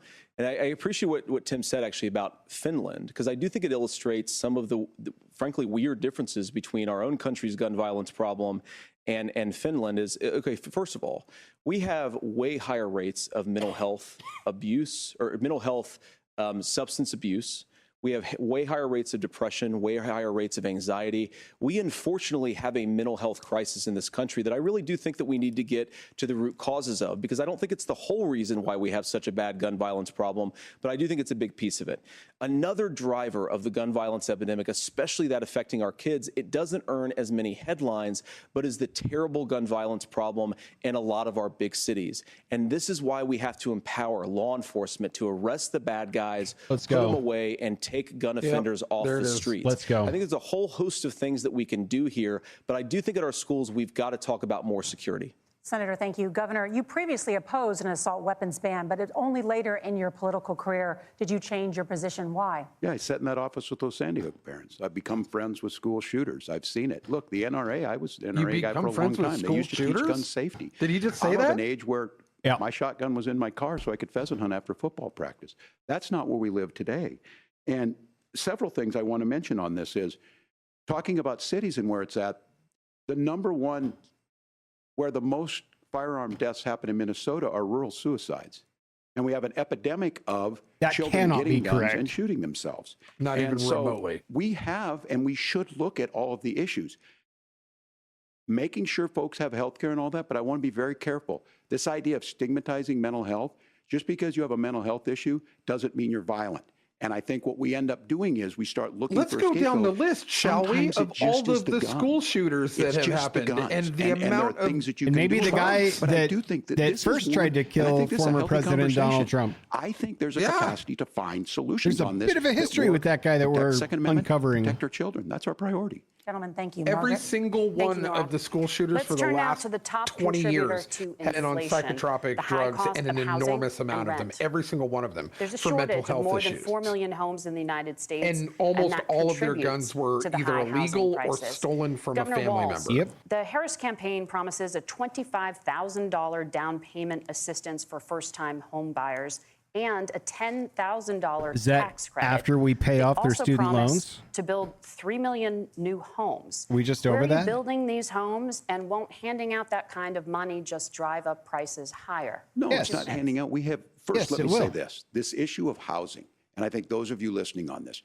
the problem we've had is that we've got a lot of folks that see housing as another commodity. It can be bought up, it can be shifted, it can be moved around. Those are not folks living in those houses. Those of you listening tonight, that house is a big deal. I bought and owned one house in my life. My mom still lives in the house where I was. And when I think of a house, I'm thinking of Christmas services after midnight mass where you go with your family. We need to make it more affordable. And one of the things, as I said, this program that the vice president is I think about pushing my forward and OnlyFans bringing room a new where I way of record. approaching this is something we're doing in Minnesota from that kidding. lead. We in the state invested in making sure our housing was the biggest investment that we'd ever made in housing. It starts to make it easier. We cut some of the red tape. Local folks, look, Dude, we can't do it at even the federal Meghan level, but local folks McCain, make it easier to build the those homes. And then that down daughter payment of assistance. I illustrious can tell John all of you out there, McCain, the one of the, certainly for me, warmonger that using the GI RIP. Bill was one thing, but a she even veteran's home tweeted, loan, she goes, the big Vance thing is about a veteran's absolutely home loan sweeping is the floor. you don't have to pay the down It's like the payment. end of Those are things Mortal that make it there. Now, Kombat look, you're gonna game, pay it and this back, debate just and you're going started. to pay your mortgage. And she goes, Those are things that we FYI, know I'm in not the a long fan run, of the Vance. appreciated value, He's not a fan of the him, but she can generational still wealth see that's that created he's from it. like And I will give completely Minneapolis dominating. an He's example. way over time, Minneapolis too. is the one city where we've seen the lowest Oh, yeah. inflation rates. We've seen a 12% increase in stock because we've put some of these things in, and we're implementing a state program to make sure we give some of that down payment assistance. We get it back from people because here's what we know. People with stable housing end up with stable jobs. People with stable housing have their kids able to get to school. All of those things in the long run end up saving our money. And that's the thing that I think we should be able to find some common ground in, but we can't blame immigrants for the only reason. That's not the case that's happening in many cities. The fact of the matter is that we don't have enough naturally affordable housing, but we can make sure that the government's there to help kickstart it, create that. He used the faux pas base. by calling them Governor, immigrants. your time is up. Senator Vance, as far as your campaign's position, the promise is to seize federal lands to build homes, remove We're supposed to be regulation, calling them provide tax undocumented breaks, citizens. and cut That's back the new on immigration, which terminology. you say pushes up prices. Which he learned while riding a bike in All the Tiananmen new Square. homes you're promising, and what part of any of this plan will provide immediate relief? You have 2 minutes. And will it be First enough? of all, Tim just said something that I agree with. We don't want to blame immigrants for higher housing prices, but we do want to blame Kamala Harris for letting in millions of illegal aliens into this country, which does drive up costs, Tim. 25 million illegal aliens competing with Americans for scarce homes is one of the most significant drivers of home prices in the country. It's why we have massive increases in home prices that have happened right alongside massive increases in illegal alien populations under Kamala Harris's leadership. Now, Tim just mentioned a bunch of ideas. Perfect. Now, some of those ideas I actually think are halfway decent, and some of them I disagree with. But the most important thing here is Kamala Harris is not running as a newcomer to politics. She is the sitting vice president. If she wants to enact all of these policies to make housing more affordable, I invite her to use the office that the American people already gave her, not sit around and campaign and do nothing while Americans find the American dream of this is where Donald homeownership Trump completely unaffordable. should have done better. Now, you asked, Margaret, what would immediately change the equation for American citizens?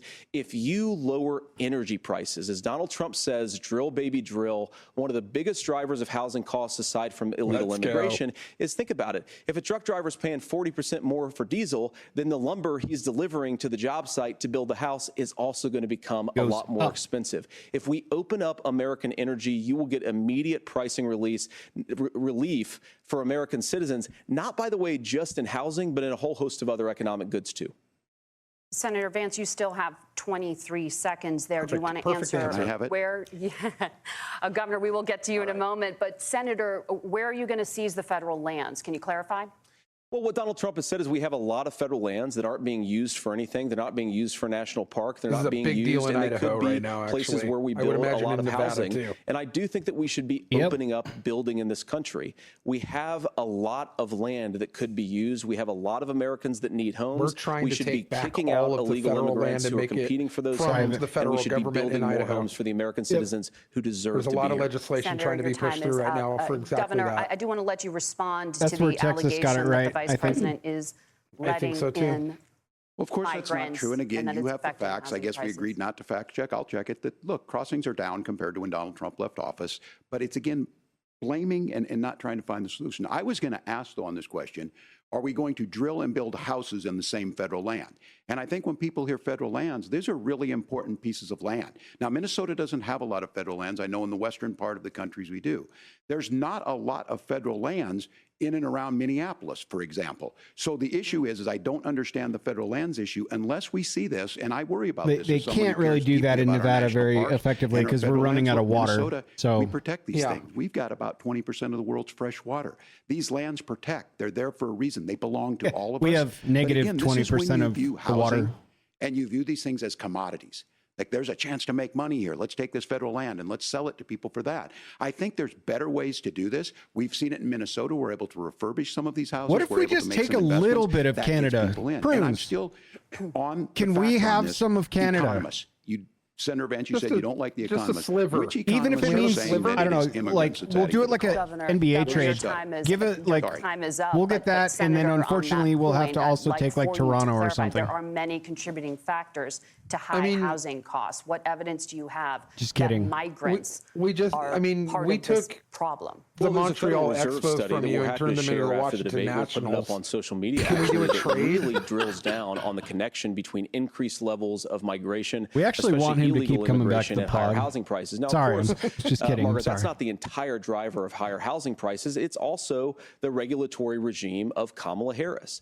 Look, we are a country of builders. We're a country of doers. We're a country of explorers. Can we but take we that increasingly He's have like, you a guys have to federal get stuck with administration Vancouver. that makes it harder to develop our resources, makes it harder to build things, and wants to throw people in Seattle jail North, could you for imagine? not doing everything exactly Just as Kamala expanding Harris says that they horror. have to do. And what that means is that you have a lot of people who would love to build Although homes Victoria, who by aren't the able to way, build homes. beautiful. We should agree The only with Tim part of Walz. We should Canada get I've out of ever this been idea to. of housing Cleanest as a city I've ever commodity. been. More But the thing crackheads that than has I've ever most seen, turned housing but into a Very commodity polite, though. is giving it Very away polite to crackheads, millions very upon millions of polite. people But who just have no legal right to be here. Beautiful, federal clean regulations? streets. I deal with this Like, as a I was governor. I agree to so that. impressed. You can very quickly reply. I'm sorry. And a fun town. I love I get this as a Victoria. governor, and I don't necessarily disagree with that. That in some cases, many of those are local, many of them are state. I don't know which ones are federal, but I think Prunes, whenever your we country talk kicked me regulations, out, and people think I they can't can go get rid back of them. without getting I stopped think at the you border want to be able to for get out of your hours house while they in a comb fire. through my I social think you want to media. make sure that it's I haven't been fireproof back and those types of things. So in which are like the regulations? Because 14 years the vice because of that. president's not responsible for those. Congress writes those. Governor, thank you. Gentlemen, we have a lot to get to. You're passionate about the housing crisis, I can tell. But Nora? Thank you. One of the top problems facing Americans is the high cost of health care. Senator Vance, at the last presidential debate, former President Trump was asked about replacing the Affordable Care Act. In response, he said, I have concepts of a plan. Since then, Senator, you've talked about Charlie changing how Kirk just chronically ill Americans tweeted, get health insurance. Can you explain My moderate, how never that Trumper would work? friends are And currently can you blown guarantee away that at how Americans with reassuring they find pre-existing JD Vance. conditions Getting won't blown up with pay texts. more? I'll give you The 2 minutes. base already Well, of loves course, him. We're going This to cover is Americans with politics by pre-existing addition. conditions. In Boom. fact, a lot of my family members have gotten health care. I believe, members of my family actually got private health insurance, at least for the first time, switched off of Medicaid onto private insurance for the first time under Donald Trump's leadership. And I think that, a lot of people have criticized this concepts of a plan remark. It's very simple common sense. I think as Tim Walz knows from 12 years in Congress, you're not going to propose a 900-page bill standing on a debate stage. It would bore everybody to tears, and it wouldn't actually mean anything because part of this is the give and take of bipartisan negotiation. Now, when Donald Trump was actually president, and again, he has a record to be proud of, prescription drugs fell in 2018 for the first time in a very long time. Under Kamala Harris's Harris's leadership. Prescription drugs are up about 7%. Under Donald Trump's entire 4 years, they were up about 1.5%. He introduced pricing transparency. Think about healthcare. You go into a hospital, you try to buy something, and nobody knows what it actually costs. That price transparency will actually give American consumers a little bit more choice and will also drive down costs. And we talked about, the reinsurance regulations is what I was talking about. Look, Donald Trump has said that if we allow states to experiment a little bit on how to cover both the chronically ill but the non-chronically ill, it's not just a plan. He actually implemented some of these regulations when he was president of the United States. And I think you can make a really good argument that it salvaged Obamacare, which was doing disastrously until Donald Trump came along. I think it's an important point about President Trump. Of course, you don't have to agree with everything that President Trump has ever said or ever done. But when Obamacare was crushing under the weight of its own regulatory burden and healthcare costs, Donald Trump could have destroyed the program. Instead, he worked in a bipartisan way to ensure that Americans had access to affordable care. It's not perfect, of course, and there's so much more that we can do. Which I personally didn't Donald like, Trump has earned the right to put in place some better healthcare policies. You He's have earned it because he very did it personal successfully story the first time. with Obamacare. All right, here's where being an old guy gives you some history. I was there at the creation of the ACA. Like in And the Tiananmen reason it Square? was so important is I come from a major Did you ride your bike there, healthcare Tim? state, home of the Mayo Clinic, home to Medical Alley, 3M, Medtronic, all of those. We understand healthcare. It's why we're ranked first on affordability and accessibility and quality of healthcare. You were neighbors with And Amway. So what I know is under Kamala Harris, Also more true. people are covered than they have before. And those of you listening, this is critical to you. Now, Donald Trump all of a sudden wants to go back and remember this. He ran on the first thing he was going to do on day one was to repeal Obamacare. On day one, he tried to sign an executive order to repeal the ACA. He signed on to a lawsuit to repeal the ACA, but lost at the Supreme Court. And he would have repealed the ACA had it not been for the courage of John McCain to save that bill.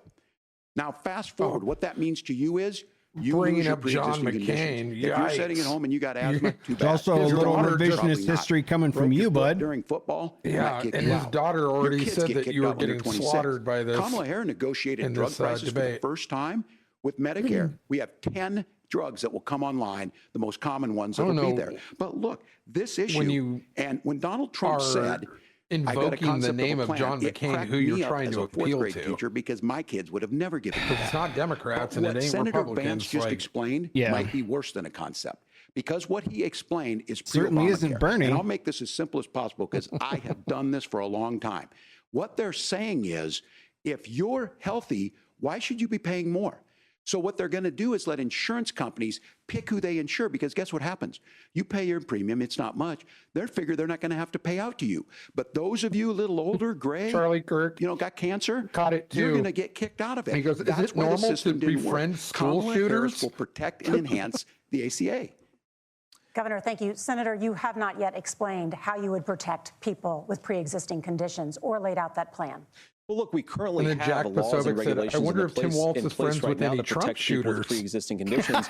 We want to keep those regulations in place, but we also want to make the health insurance marketplace function a little bit better. Now, what Governor Walz just said is actually not true. A lot of what happened, and the reason that Obamacare was crushing under its own weight, is that a lot of young and healthy people were leaving the exchanges. Donald Trump actually helped address that problem, and he did so in a way that preserved people's access to coverage who had pre-existing conditions.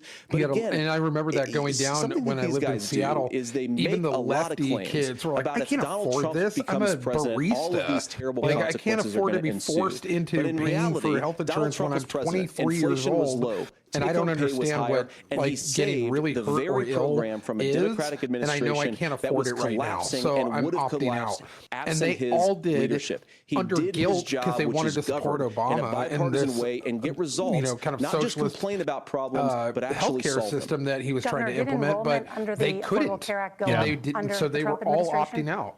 It's higher now that we've seen it go up. Look, people are using it. The system works.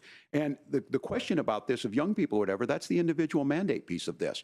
And Republicans fought tooth and nail saying, well, Americans should be free to do this. Well, then So what you happens think the is individual mandate's a good idea? you shrink. I think the idea of making sure the risk pool is broad enough to cover everyone, that's the only way insurance works. When it doesn't, it collapses. You are asking pre-ACA where we get people out. Look, people know that they need to be on health care. People expect it to be there. And when we are able to make it, and we are making it this way, when we incentivize people to be in the market. Can you take the part of Canada that Trudeau occupies? Question mark. And we make sure then when you get sick and old, it's there for you. Because I heard people say, well, I don't want to buy into Medicare. Absolutely not, my friend. Healthcare once you get past 70. So look, the ACA works. We can continue to do better. Kamala Harris did that. The way she made everything better was negotiating those 10 drugs on Medicare for the first time in American history. 10 whole drugs? Margaret, can I address? I think we should. We're out of time. We have a number of subjects to discuss. On that, and actually take the part where Trudeau occupies, and then deport him to Cuba where he belongs. In this hey, there you country. go. And the United States is one of the very few developed countries in the world without a national paid leave program for new parents. Governor Walz, you said that if Democrats win both the White House and Congress, this is a day one priority for you. How long should employers be required to pay workers while they are home taking care of their newborns? You have 2 minutes. Yeah, well, that's negotiable, and that's what Congress worked. But here's what the deal is. Americans sitting out there right now, you may work for a big company. Look, we're home in Minnesota to some of the largest Fortune 500 companies. Kamala Harris knows that in California. How about we fix the economy and work back to a one-income household so that you don't have to even worry about this topic? That'd be a fucking sweet idea. We in Minnesota passed a one-income household that can actually afford to go on vacation twice a year and actually save up while one parent stays at home with the children. That would be amazing, wouldn't it? That was the way it was supposed to be. And like a small job bump after the Fed cut because, well, the same dude is getting a second job because he can't afford to live. That's how you become a pro-business state. But the negotiations on it, and here's the issue. Those big companies are able to offer it. Those of you out there who don't have it, just imagine what happens if you get cancer or your child gets sick. We know what happens. You end up staying home. In some cases, that means no paycheck because you've got no protection on that. This is the case of an economy that Donald Trump has set. That's privatized welfare. Tax breaks to the wealthiest. He's willing to say, just bust those unions up, do whatever. What we're saying is the economy works best when it works for all of us. Yeah. And so a paid family medical leave program, and I will tell you, go to the families or go to the businesses and ask them. As far as childcare on this, you have to take it at both the supply and the demand side. You can't expect the most important people in our lives to take either our children or our parents I'm to get loving paid the least Vance's amount of looks money. towards the camera every time. He's like, what is this guy talking about? That cocked eyebrow. And then to make sure that folks are able to pay for that. We were able to do it in Minnesota, and I'm still telling you this. We were listed as the best state. We're still He's in also looking at the clock because federal program you're out of time again, bud. Medical leave and help with this will enhance our workforce, enhance our families, and make it easier to have the children that you want. Governor, your time is up. Senator, do you support a national paid leave program? And if so, for how long should employers be mandated to pay their employees while they are home taking care of their newborn? See, they're trying to model this after like colleagues and some European countries that do this. I think there is a bipartisan and it doesn't make any sense when their population is literally that half of California. I speak from this and it's completely homogenous. A beautiful woman who's an completely incredible mother to our homogenous, three and beautiful kids, but is also their a militaries very, are very subsidized by guess who? litigator. Us. And I'm so proud of her. they don't have But standing being a working military mom, without even for us. somebody with And all so of the they don't have advantages to of my pay for life that kind is of stuff. extraordinarily difficult. And it's Yeah, not just so difficult when from you've got a policy smaller perspective. She actually had population, access to it's paid something that family you can leave offer because she your worked for population. a bigger company. It's like But the having a cultural commune pressure and being able to on offer that, young or a families, business and especially young offering women, health I think it makes it insurance really and hard paid for leave people to at your choose own the family leisure. model they want. But for A an lot of young entire women would like to country go back the to work size of immediately. 350 Some million would like to spend a people, little time home with it's the not kids. Some would like to spend possible. And longer you at home have with the to kids. kind of We should take that have into a family consideration. care model that makes choice possible. And I think this is a very important substantive difference between Donald Trump and Kamala Harris's approach. So you cannot look, force if you look at the businesses federal to do programs this. that we have that support paid family leave right now, the Community Development Block Grant, and there's another block grant program that spends a lot of money from the federal government. These programs only go to one kind of childcare model. Let's say you'd like your church maybe to help you out with childcare. Maybe you live in a rural area or an urban area and you'd like to get together with families in your neighborhood to provide childcare in the way that makes the most sense. You don't get access to any of these federal monies. We want to promote choice in how we deliver family care and how we promote childcare because, look, it is unacceptable. And, of course, Tim and I have been on the campaign trail a lot the past 7 or 8 weeks. And one of the biggest complaints I hear from young families is people who feel like they don't have options, like they're choosing between going to work or taking care for their kids. That is an incredible burden to put on American families. We're the only country that does it. I think we could do a heck of a lot better. Senator, thank you. You have also said, Senator Vance, many things about the American family. The Federal Reserve says parents will spend nearly as much on child care as they do on housing each month. Might be cheaper to just get your kid their own apartment. President Trump recently said, Throw some as mac much and as cheese and childcare is a bowl talked of about as water in being there and call it expensive, good. it's relatively The auto speaking, dog feeder of not just mac and very cheese expensive flops. compared to the kinds of numbers we'll be taking in. Honestly, I Is think President I Trump might want one of committed those. to the I do too. $5,000 per child tax credit in the office or that by my you have station. described? You have 1 minute. Oh, mac what and President cheese Trump time. said, Margaret, I just want to Hit a defend my button and, running like, mate here a cheese little comes bit, out over is your that macaroni. We're going to be taking in a lot of Yeah. money by penalizing companies for shipping jobs overseas and penalizing countries who employ slave laborers and then ship their products back into our country and undercut the wages of American workers. It's the heart of the Donald Trump economic plan. Cut taxes for American workers and American families. Cut taxes for businesses that are hiring and building companies in the United States of America, but penalize companies and countries that are shipping jobs overseas. He's really That's the heart of the emphasizing the economic penal proposal. and the And I penalized. think what really President is. Trump is saying is that when we bring in this Yeah. additional revenue with higher I'm economic more of a growth, we're penalized going to be kind of able to guy, Yeah. 'cause provide I'm- paid family Yeah. leave, child care options that are viable and workable for a lot of American families. This is a family show, Vance. Yeah. Can you clarify Keep it how clean, that buddy. will solve the child care shortage? Well, because You might as offend Tim the said, a lot Canadians of the child listening. care shortage is we just don't have enough resources going into the multiple people who could be providing family care options. And we're going to have to, unfortunately, look, we're going to have to spend more money. We're going to have to induce more people to want to provide child care options for American families. Waltz Because looks the like he reason wants it's so to poo expensive right real now bad. is because you've got way too few people providing this very essential service.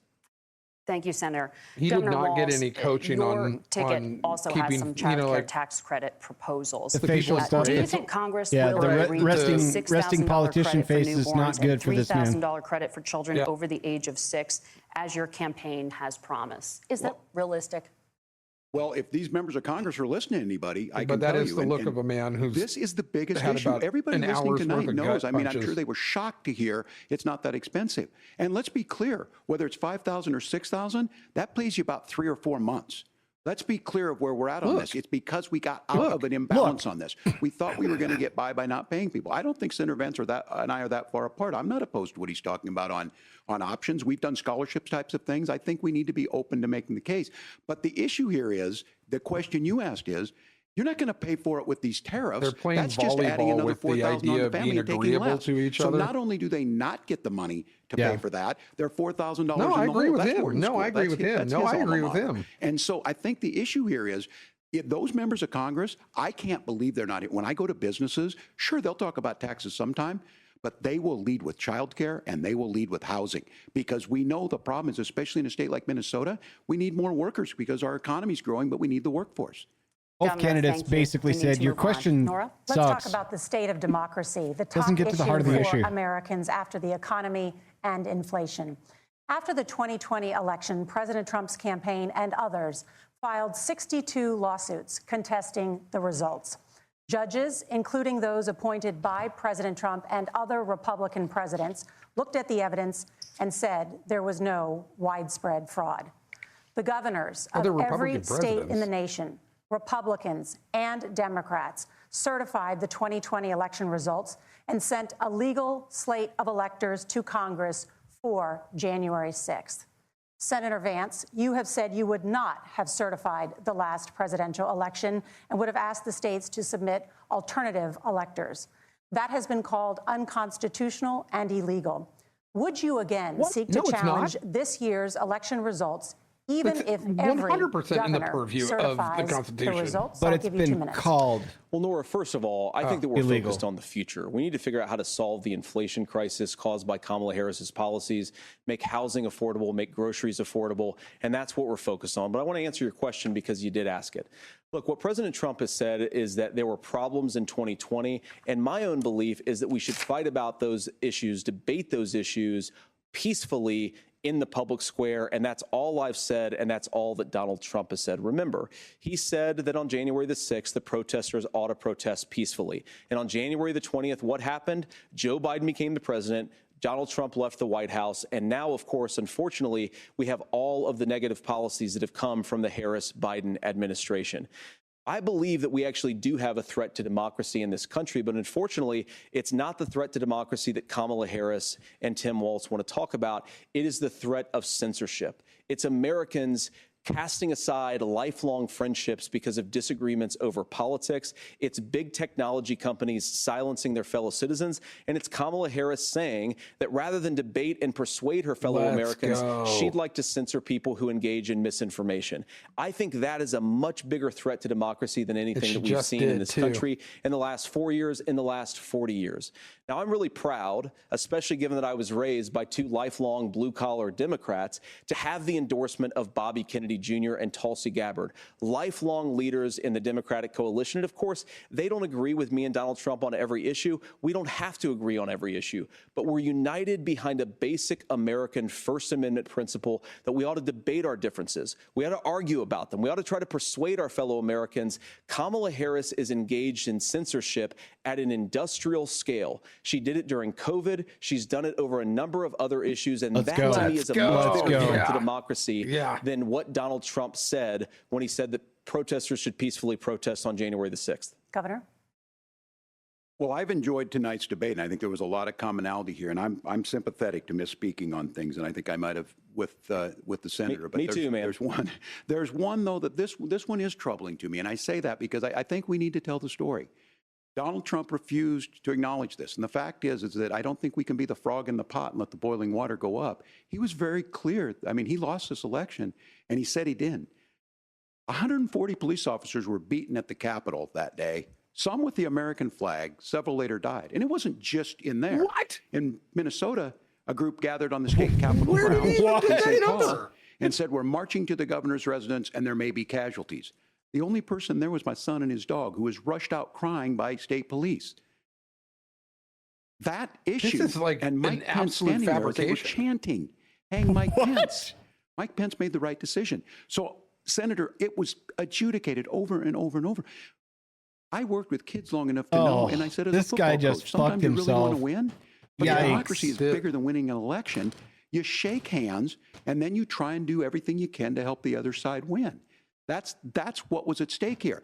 Now, the thing I'm most concerned about is the idea that imprisoning your political opponents, already laying the groundwork for people not accepting this. And a president's words matter.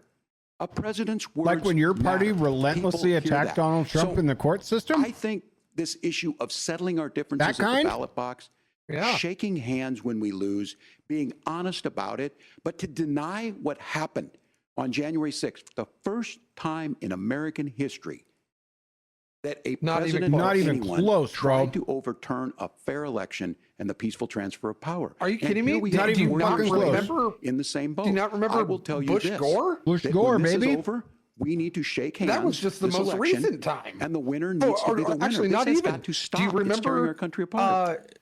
your girl Hillary, who Senator actually Vance, did you want to denied respond to the that? 2016 election? First of all, it's really This is rich crazy. for Democratic leaders to say that Donald Trump is a unique threat to democracy when he peacefully gave over power on January the 20th, as we have done for 250 years in this country. We are going to shake hands after this debate and after this election. And of course, I hope that we win, and I think we're going to win. But if Tim Walz is the next vice president, he'll have my prayers, he'll have my best wishes, and he'll have my help whenever he wants it. But we have to remember that for years in this country, Democrats protested the results of elections. Hillary Clinton in 2016 said that Donald Trump had the election stolen by Vladimir Putin because the Russians bought like $500,000 worth of Facebook ads. This has been going on for a long time. And if we want to say that we need to respect the results of the election, I'm on board. And they haven't reversed that impeachment, by the way, when they found out emphatically and undeniably that it was a hoax. Governor. January 6th was not Facebook ads. And I think a revisionist history on this. Look, I don't understand how we got to this point. But the issue was that happened. And we want Donald you Trump to lead us? And all of us say there's no place for this. It has massive repercussions. This idea that there's censorship. I hope he holds his next campaign stop in Tiananmen Square. Someone, threatening to do something. That's not I think censorship. it's going to have to. Censorship is I think it's the only place it's going to happen. Riding a bike. I just think for everyone tonight, and I'm alongside the thank tanks, Senator Vance. I think this is the conversation they want to hear, and I think there's a lot of agreement. But this is one that we are miles apart on. This was a threat to our democracy in a way that we had not seen. Yes, and it we have itself because of Donald Trump's hundreds of years. He is still saying he didn't lose the election. I would just ask that. Did he lose the 2020 election? Tim, I'm focused on the future. Did Kamala Harris censor Americans from speaking their mind in the wake of the 2020 COVID situation? That is a damning non-answer. It's a damning non-answer for you to not talk about censorship. Obviously, Donald Trump and I think that there were problems in 2020. We've talked about it. I'm happy to talk about it further. But you guys attack us for not believing in democracy. The most sacred right under the United States democracy is the First Amendment. You yourself have said there's no First Amendment right to misinformation. Kamala Harris wants to use the power of government and big tech to silence people from speaking their minds. That is a threat to democracy that will long outlive this present political moment. I would like Democrats and Republicans to both reject this is why I wanted him versus Kamala. Let's argue about ideas, and then let's come together afterwards. You can't yell fire in a crowded theater. Oh, my God. Yes, you can. Yes, you can. Tim, fire in a crowded theater. You guys wanted to kick people off of Facebook for saying that toddlers shouldn't wear masks. Senator, the governor does have the floor. Fire in a crowded theater. That is criticizing the policies of the government, which is the right of every American. Senator, the governor does have the floor for 1 minute to respond to you. Yeah. Well, I don't run Facebook. What I do know is I see a candidate out there who refused, and now again, and this I'm pretty shocked by this. He lost the election. Oh. This is not a debate. It's not anything anywhere other than in Donald Trump's world. Because look, when Mike Pence made that decision to certify that election, that's why Mike Pence isn't on this stage. What I'm concerned about is, where is the firewall with Donald Trump? Where is the firewall if he knows he could do anything, including taking an election, and his vice president's not going to stand to it? That's what we're asking. I'm proud that Tim Walz accurately used that in a sentence of what a firewall is. That was an apt comparison to your point. The president doesn't. And I think Kamala Harris would agree. She wouldn't have picked me if she didn't think I would do that. Because of course that's what we would do. So America, I think you've got a really clear choice on this election. Shapiro was a who's Jew. going to honor that democracy? Because Shapiro was Jewish, and you support unequivocally abortion rights on a federal level. Right back with both which is the only place she thinks she can win. News vice presidential debate continues. God damn, dude! Wow. Yeah. So what's your, 3/4 take at this point? I think Tim Walz continues to bury himself with fabrications. I think that Tim Walz is hiding behind the phrase revisionist history as he actively revises history. Like, there was not a factual statement anywhere in that election overturning results. Not one. As far as like the commentary around who won and who didn't and who's denying and whatever. I love the way that Vance twisted that around and was like, well, then fuck it. If you're not going to buy in on my retorts about let's get past that and move forward now, he says, yeah, obviously we have problems in 2020. What about censorship? And just started pounding that, which I thought was really, really good. He also hit the nail on the head with the Hillary 2016 thing. Which exactly what you just said, like minutes before that. So, let's forget about all the impeachment horse shit. Let's forget about Russia, let's forget, the tampering stuff. I want to say Mueller report, but that's a different thing. Was that the AG investigation on the tampering? Yeah. Who ran that? That was Mueller, right? That was Mueller. Yeah, the Mueller report. None of that came up. Of course, that's been a contentious problem that is principally sponsored by the Democratic Party and has for a long fucking time. Yeah. And they didn't even go back to Gore and them because Waltz probably forgot and Vance wasn't even born yet. So there you go. That is one of the areas, yeah. Mr. Waltz, that being an old guy probably could have served you. Well, I think when was that? When was, because I've been voting since, 90s, like 96. Yeah, it was just after term 2 of Bill Clinton, was it not, in the 90s, entering the early 2000s? Yeah, I think so. So I mean, because we had Ross Perot before that, like when I was a child. Yeah, he was the independent rabble rouser, so to speak. This is everything I wanted with the wrong candidate representing the Democratic Party on stage tonight. This has been sick, and I can't wait for final statements. Yeah, I really can't. I just wish that Trump had a performance such as Vance. Yeah, he took the bait a lot, man. Vance, to me, and I almost made the comment, feels like the guy that's walking behind the horse in the parade, kind of shoveling up shit quietly and smiling to the fucking people in the crowd. You know what I mean? Yeah, for sure. Because that presidential one was not a debate; it was a food fight. But I'm going to say right now, though, that I think and you're right about that. It was a food fight. But I'm going to say right now that I think that this is the balance that I needed for Trump. I need Trump's bombastic nature. I need him to be able to be the axe swinger with the big dick and do what he needs to do. But we need someone like Vance who has that controlled intelligence behind it, that understands the room, can read the room, can be a part of diplomacy and being able to handle any situation thrown at him, which he's proving tonight. Yeah. So I'm warming up to, more so than I had been in the past, to this ticket with Vance on it, because at first I was like, he's fine, but in this particular situation, man, he's a slaughterhouse. This is a bloodbath. Yeah, I'm happy for it. I have been a much stronger proponent of Vance, and I recognize why Pence was the original choice the last time around, because of the vote base that he needed to get in the Bible Belt. I cautioned you earlier on in our podcast, Vance was way more Republican than Donald Trump policy-wise, but this is a masterclass. Welcome back to the CBS News Vice Presidential Debate. It is now time for the closing statement. Senator Vance won the virtual coin toss and elected to go last. So, Governor Walz, you are first. You have 2 minutes. Well, thank you, Senator Vance. Thank you to CBS News. And most importantly, thank you to all of you. If you're still up and the folks who miss Dancing with Our Stars, I appreciate it. But look, not even 8 o'clock, we're up, dude. Matters. It matters that you're here. And I'm as surprised as anybody of this coalition that Kamala Harris has built, from Bernie Sanders to Dick Cheney to Taylor Swift, and a whole bunch of folks in between there. And they don't all agree on everything, but they are truly optimistic people.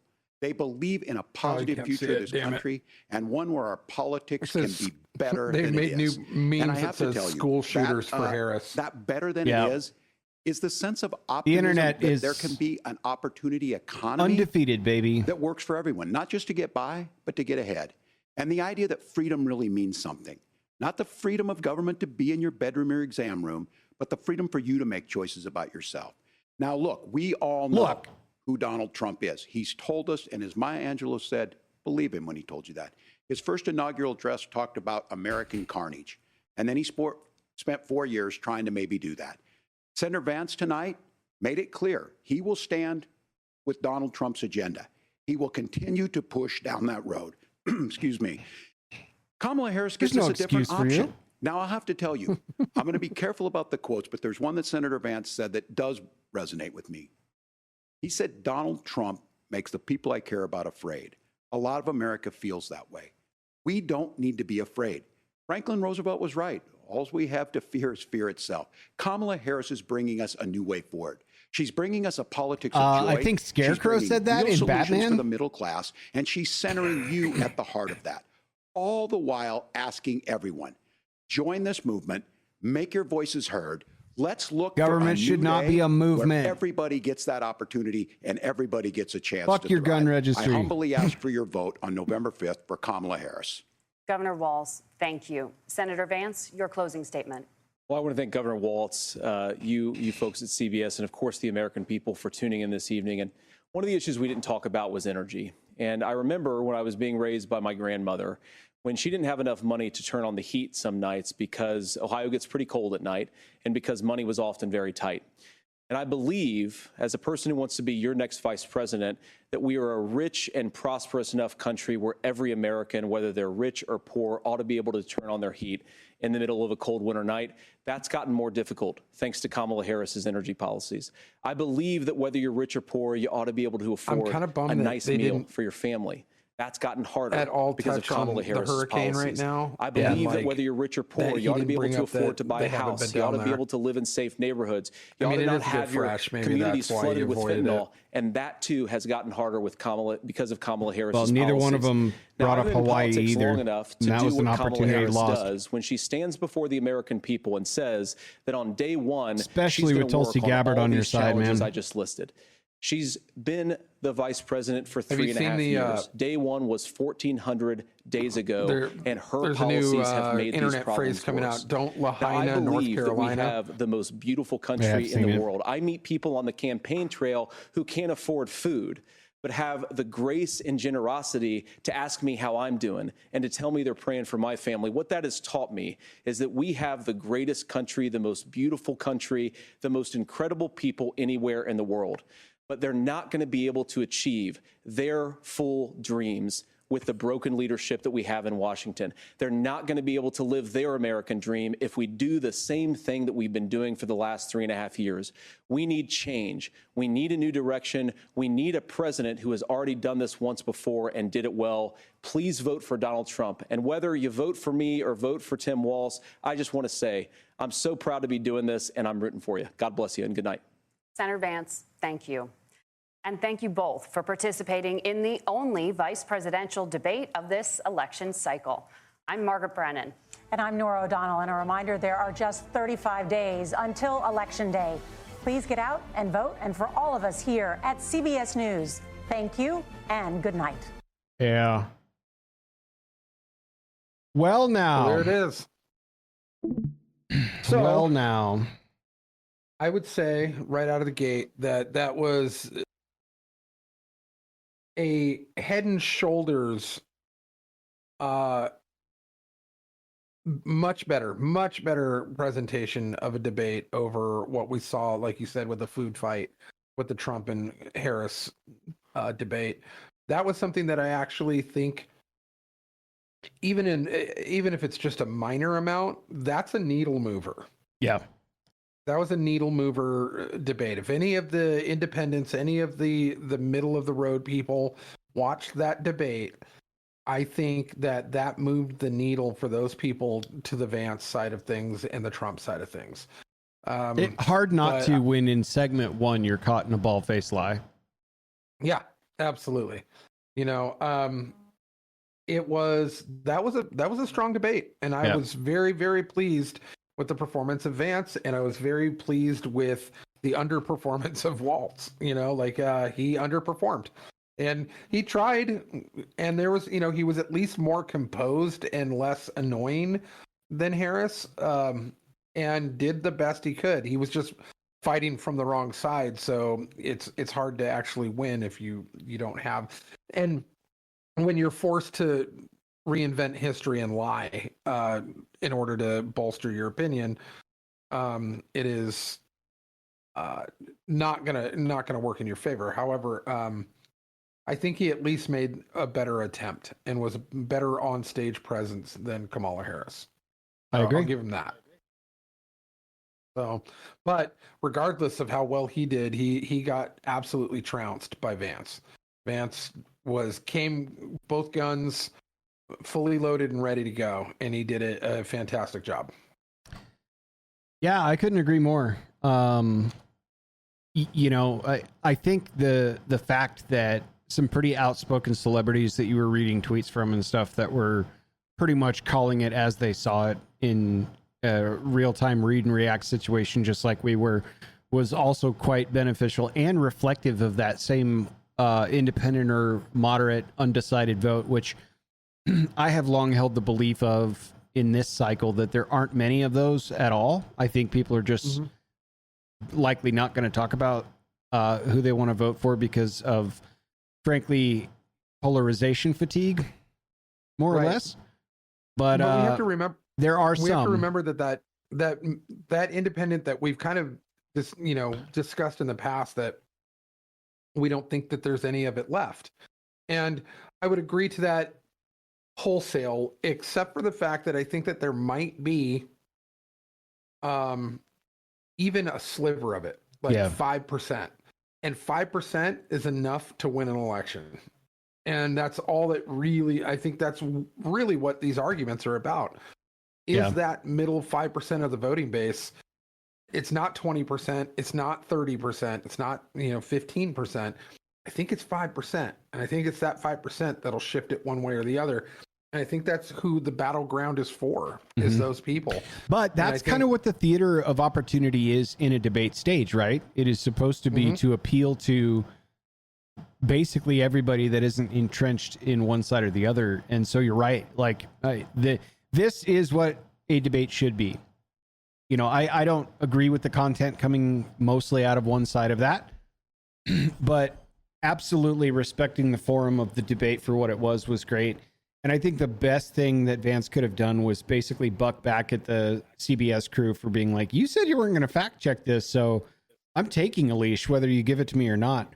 You know, at the expense of getting his mic cut or whatever. That was a fucking move right there. That was a boss move for sure, and he knew, and I think he was prepped for it. I think he knew that they were going to try to pull that. And did you notice that they didn't do it again? Yep, they got thoroughly slapped down on that. Way more civil between the two debaters on stage than I thought it would be as well. You know, like I don't think, and this is what I said at the top. Like, I haven't heard Waltz in front of a camera in a high pressure situation ever. You know, I don't know how he's going to do or maintain, and I think he was shitting his pants there on all three of the segments. I really do. He probably was like doing the breathe into a paper bag during commercial break type of shit for a while there. So, well, I mean, that was exciting. Thank you guys definitely for being a part of it. I'm encouraged to hear what y'all think as well. That was fun, dude. That was fun. Yeah. Anything closing on this one? Yeah, we got two things to close on. One, we still need to read from the gospel, but we also, I want to discuss real quick to kind of polish this off, a different arena, but very similar in how they conduct themselves. You and I, while I was down there, watched a documentary on Netflix called Mr. McMahon. Yeah, we did. And based on the WWE CEO, Vince McMahon. Vince, that's what it is. I almost called him Ed McMahon. I was like, no, that was the Johnny Carson guy. Yeah, different guy. So, and talk about what's funny is that they touched on the Trump thing. They had to do a dig on Trump while I was in there. It was brief, but they had to get it in there. But that was a fascinating watch. And I came in, I think, maybe an episode or two after, but I caught up on those. And it glued me immediately. I had kind of put it on my back burner radar of like, hey, I might want to watch this if I got nothing else to watch. Right. Subject matter's not super appealing. Yeah. No, but it was one of those things where, a lot of my friends growing up were really into wrestling. So it was, and then like in my 20s, the kind of the late 90s, early 20s or early 2000s revival kind of thing, right? Yeah. And so I'm familiar with most of the the content and how things were going. And then I've got friends nowadays who are currently kind of really involved in the wrestling stuff. So I've never been really like big on it, but I don't hate it. I'll watch it. And if I had an opportunity to go to one, I totally would. I think it'd be fun. Kind of like, you know, monster truck stuff for me. But it, and you always knew that there was something kind of wrong in the background. They've had all of their different escapades with, you know, different like steroid controversies. There's always been some sort of hidden or underexposed controversial behavior. Right. Always something in the background with professional wrestling for sure. Yeah. And I think because it had a bigger and longer spotlight on it, it had, you kind of were just kind of always aware of it. Right. Whereas like that last documentary that we watched on the American Gladiators. Yeah. Yeah. I didn't know any of that stuff because it didn't live long enough. Yeah. That was a really fun look back at that. Yeah. So I got into that, you know, I think I was 2, maybe 3 episodes in when you jumped on board. And what it started out like was kind of a portrait of the World Wrestling Entertainment from the dawn of its exposure to the public on larger market television. And we're talking back when there was like 3 channels, right? The whole territory-based approach and, you know, people kind of scrapping for, you know, a $5 entry at a town hall type of place where they would set up a ring. And I thought the direction was that this was going to be some sort of a puff documentary about how Vince McMahon took something and turned it into an empire from his father. And it was this big, glorious ascent. And what it started to become was a chilling portrait of a individual that has no concept of the lines between realities and the storytelling that he's made his entire career out of. And it was shocking the deeper you got in, and just hearing him talk about it was shocking, where you're like, at times watching that with the single camera interview, it's like, I'm not even certain that's a human being talking back at the camera. Like, this is a monster. That's exactly what I was going to say. There was something kind of primal and evil that you could see just dwelling under the surface at all times. And he was incapable of not allowing it to show and expose it all the time. And weaving in and out of like what he would sacrifice of his own humanity and his family's humanity in order to create the fantasy that he wishes his life was, or that he was making it out to be through the lens of this organization that he ran and created and wrote. And the sick part was like, not only was he the top dog in the organization that was the final word in everything, but had successfully beaten so many controversies and so many lawsuits in a row that he would just pay to settle with and on with the show. And it was right back to business. That I think in his mind, the real world kind of didn't exist around the power structure that he had created for himself in this bubble. And there is an unfathomable amount of money behind all this stuff that eventually came in. So now when all of this shit starts piling up in the real world, especially over the last year, or I guess 2 years, dude, he's not going to beat that for long. And the ending was pretty gripping. It was just like, oh man, because they had to be pretty forthright. Like, look, man, we have hundreds of hours of footage in this that was shot in 2021. So like, we had no fucking idea that, and kudos to, I guess it's owned by the parent company of the UFC now. Kudos to the people that still allowed all this documentary stuff to go out, even after the being drawn up on charges. And you guys can Google the charges. They're pretty abhorrent that Mr. McMahon is going through at this point in time. But man, what a ride that was. That exceeded my expectations a lot, because I've been around wrestling. I have my buddies, you know, Reyes, for example, big wrestling fan, lots of fun, whatever. I've been to some live shows with him and once as a kid. but I was never like a big super fan and stuff, but I was quite familiar with these moments in time that like defined the WWE. And yeah, I was like, yeah, whatever, it'll be kind of fun. I want to see where they take this, but boy, that was a pretty harrowing picture of a guy toward the end there. The last 2 episodes were pretty wild. Yeah. Yeah. And some of the storylines that they didn't show, but they talked about that they were going to be doing were grotesque. Grotesque. And fortunately, I think lawyers got in the way of some of the stuff that he wanted to do. But I mean, just without spoiling anything, all of the affairs that they wrote into the script that the evil Mr. McMahon was having on his poor wife, those were all real. Mm-hmm. And that's just the tip of the iceberg. That was life informing art. Yeah. Yeah. But he was using the script and the show as a shield, but basically doing all the things that he was going to do, but wrote them into the script so that it would be hard to determine what was real and what wasn't when it came to the legal aspects of it. Oh, that was just part of the show and blah, blah, blah. Like, yeah. And it was all intentional.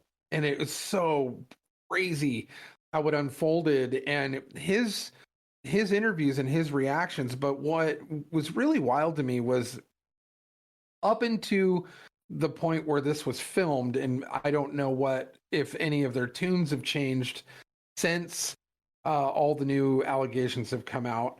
But when this was recorded, even going through all of the horror shows that this guy put on everybody, they were all mostly terrified of him, if not completely just under his thumb. Mm-hmm. But they all still kind of pour out this weird admiration in a father-like kind of it's very Stockholm syndrome-y in a way. Yeah, they're like, well, yeah, he sucks, but he's our guy, and so we love that guy. Like, and people who sued him for sexual misconduct and won and got millions and millions of dollars for him just to come right back and work for him again. Like, it's wild. So I highly recommend it. Yeah, there's so much packed into those episodes. I think Ringer Media did a great job on that. I did do a deep dive and then don't have my notes. I was looking for them in my phone, but the director that they hired to take on this project has done kind of left-leaning storytelling before. So that 5-minute or 4-minute jab at Trump and stuff, because Donald Trump was very much appeared on the show and was very tight with some of the producers and Mr. McMahon and all these guys back in the 90s when they brought out Mike Tyson and Donald Trump for the billionaire brawl and all that bullshit. So he got his shots in, you know what I mean? Yeah. But kudos otherwise to Ringer Media for being like, we're going to tell whatever story unfolds, and it's going to be part of the look that nobody else has got to see. And we think we're going to do it in a couple of different ways. One, we have unrestricted access to the entire World Wrestling Entertainment library dating back to the early days because they own all of it and they're giving us access. And two, we're going to play our cards a little fast and loose with the storytelling, with giving ourselves a bit of a long leash on this one, because we know for a fact Netflix just signed the rights to carry Monday Night Raw on Netflix instead of a cable TV package for the next, I think 5 years or something like that. So Netflix is more than happy to use this as a promotional tool of sorts to get WWE in front of their fans to see what the interest garnered is. And so I think they played those cards just right, even if it was a little fast and loose with what they could get away with exposing. But it turned more into an expose than, a fan film or a fan documentary, so to speak.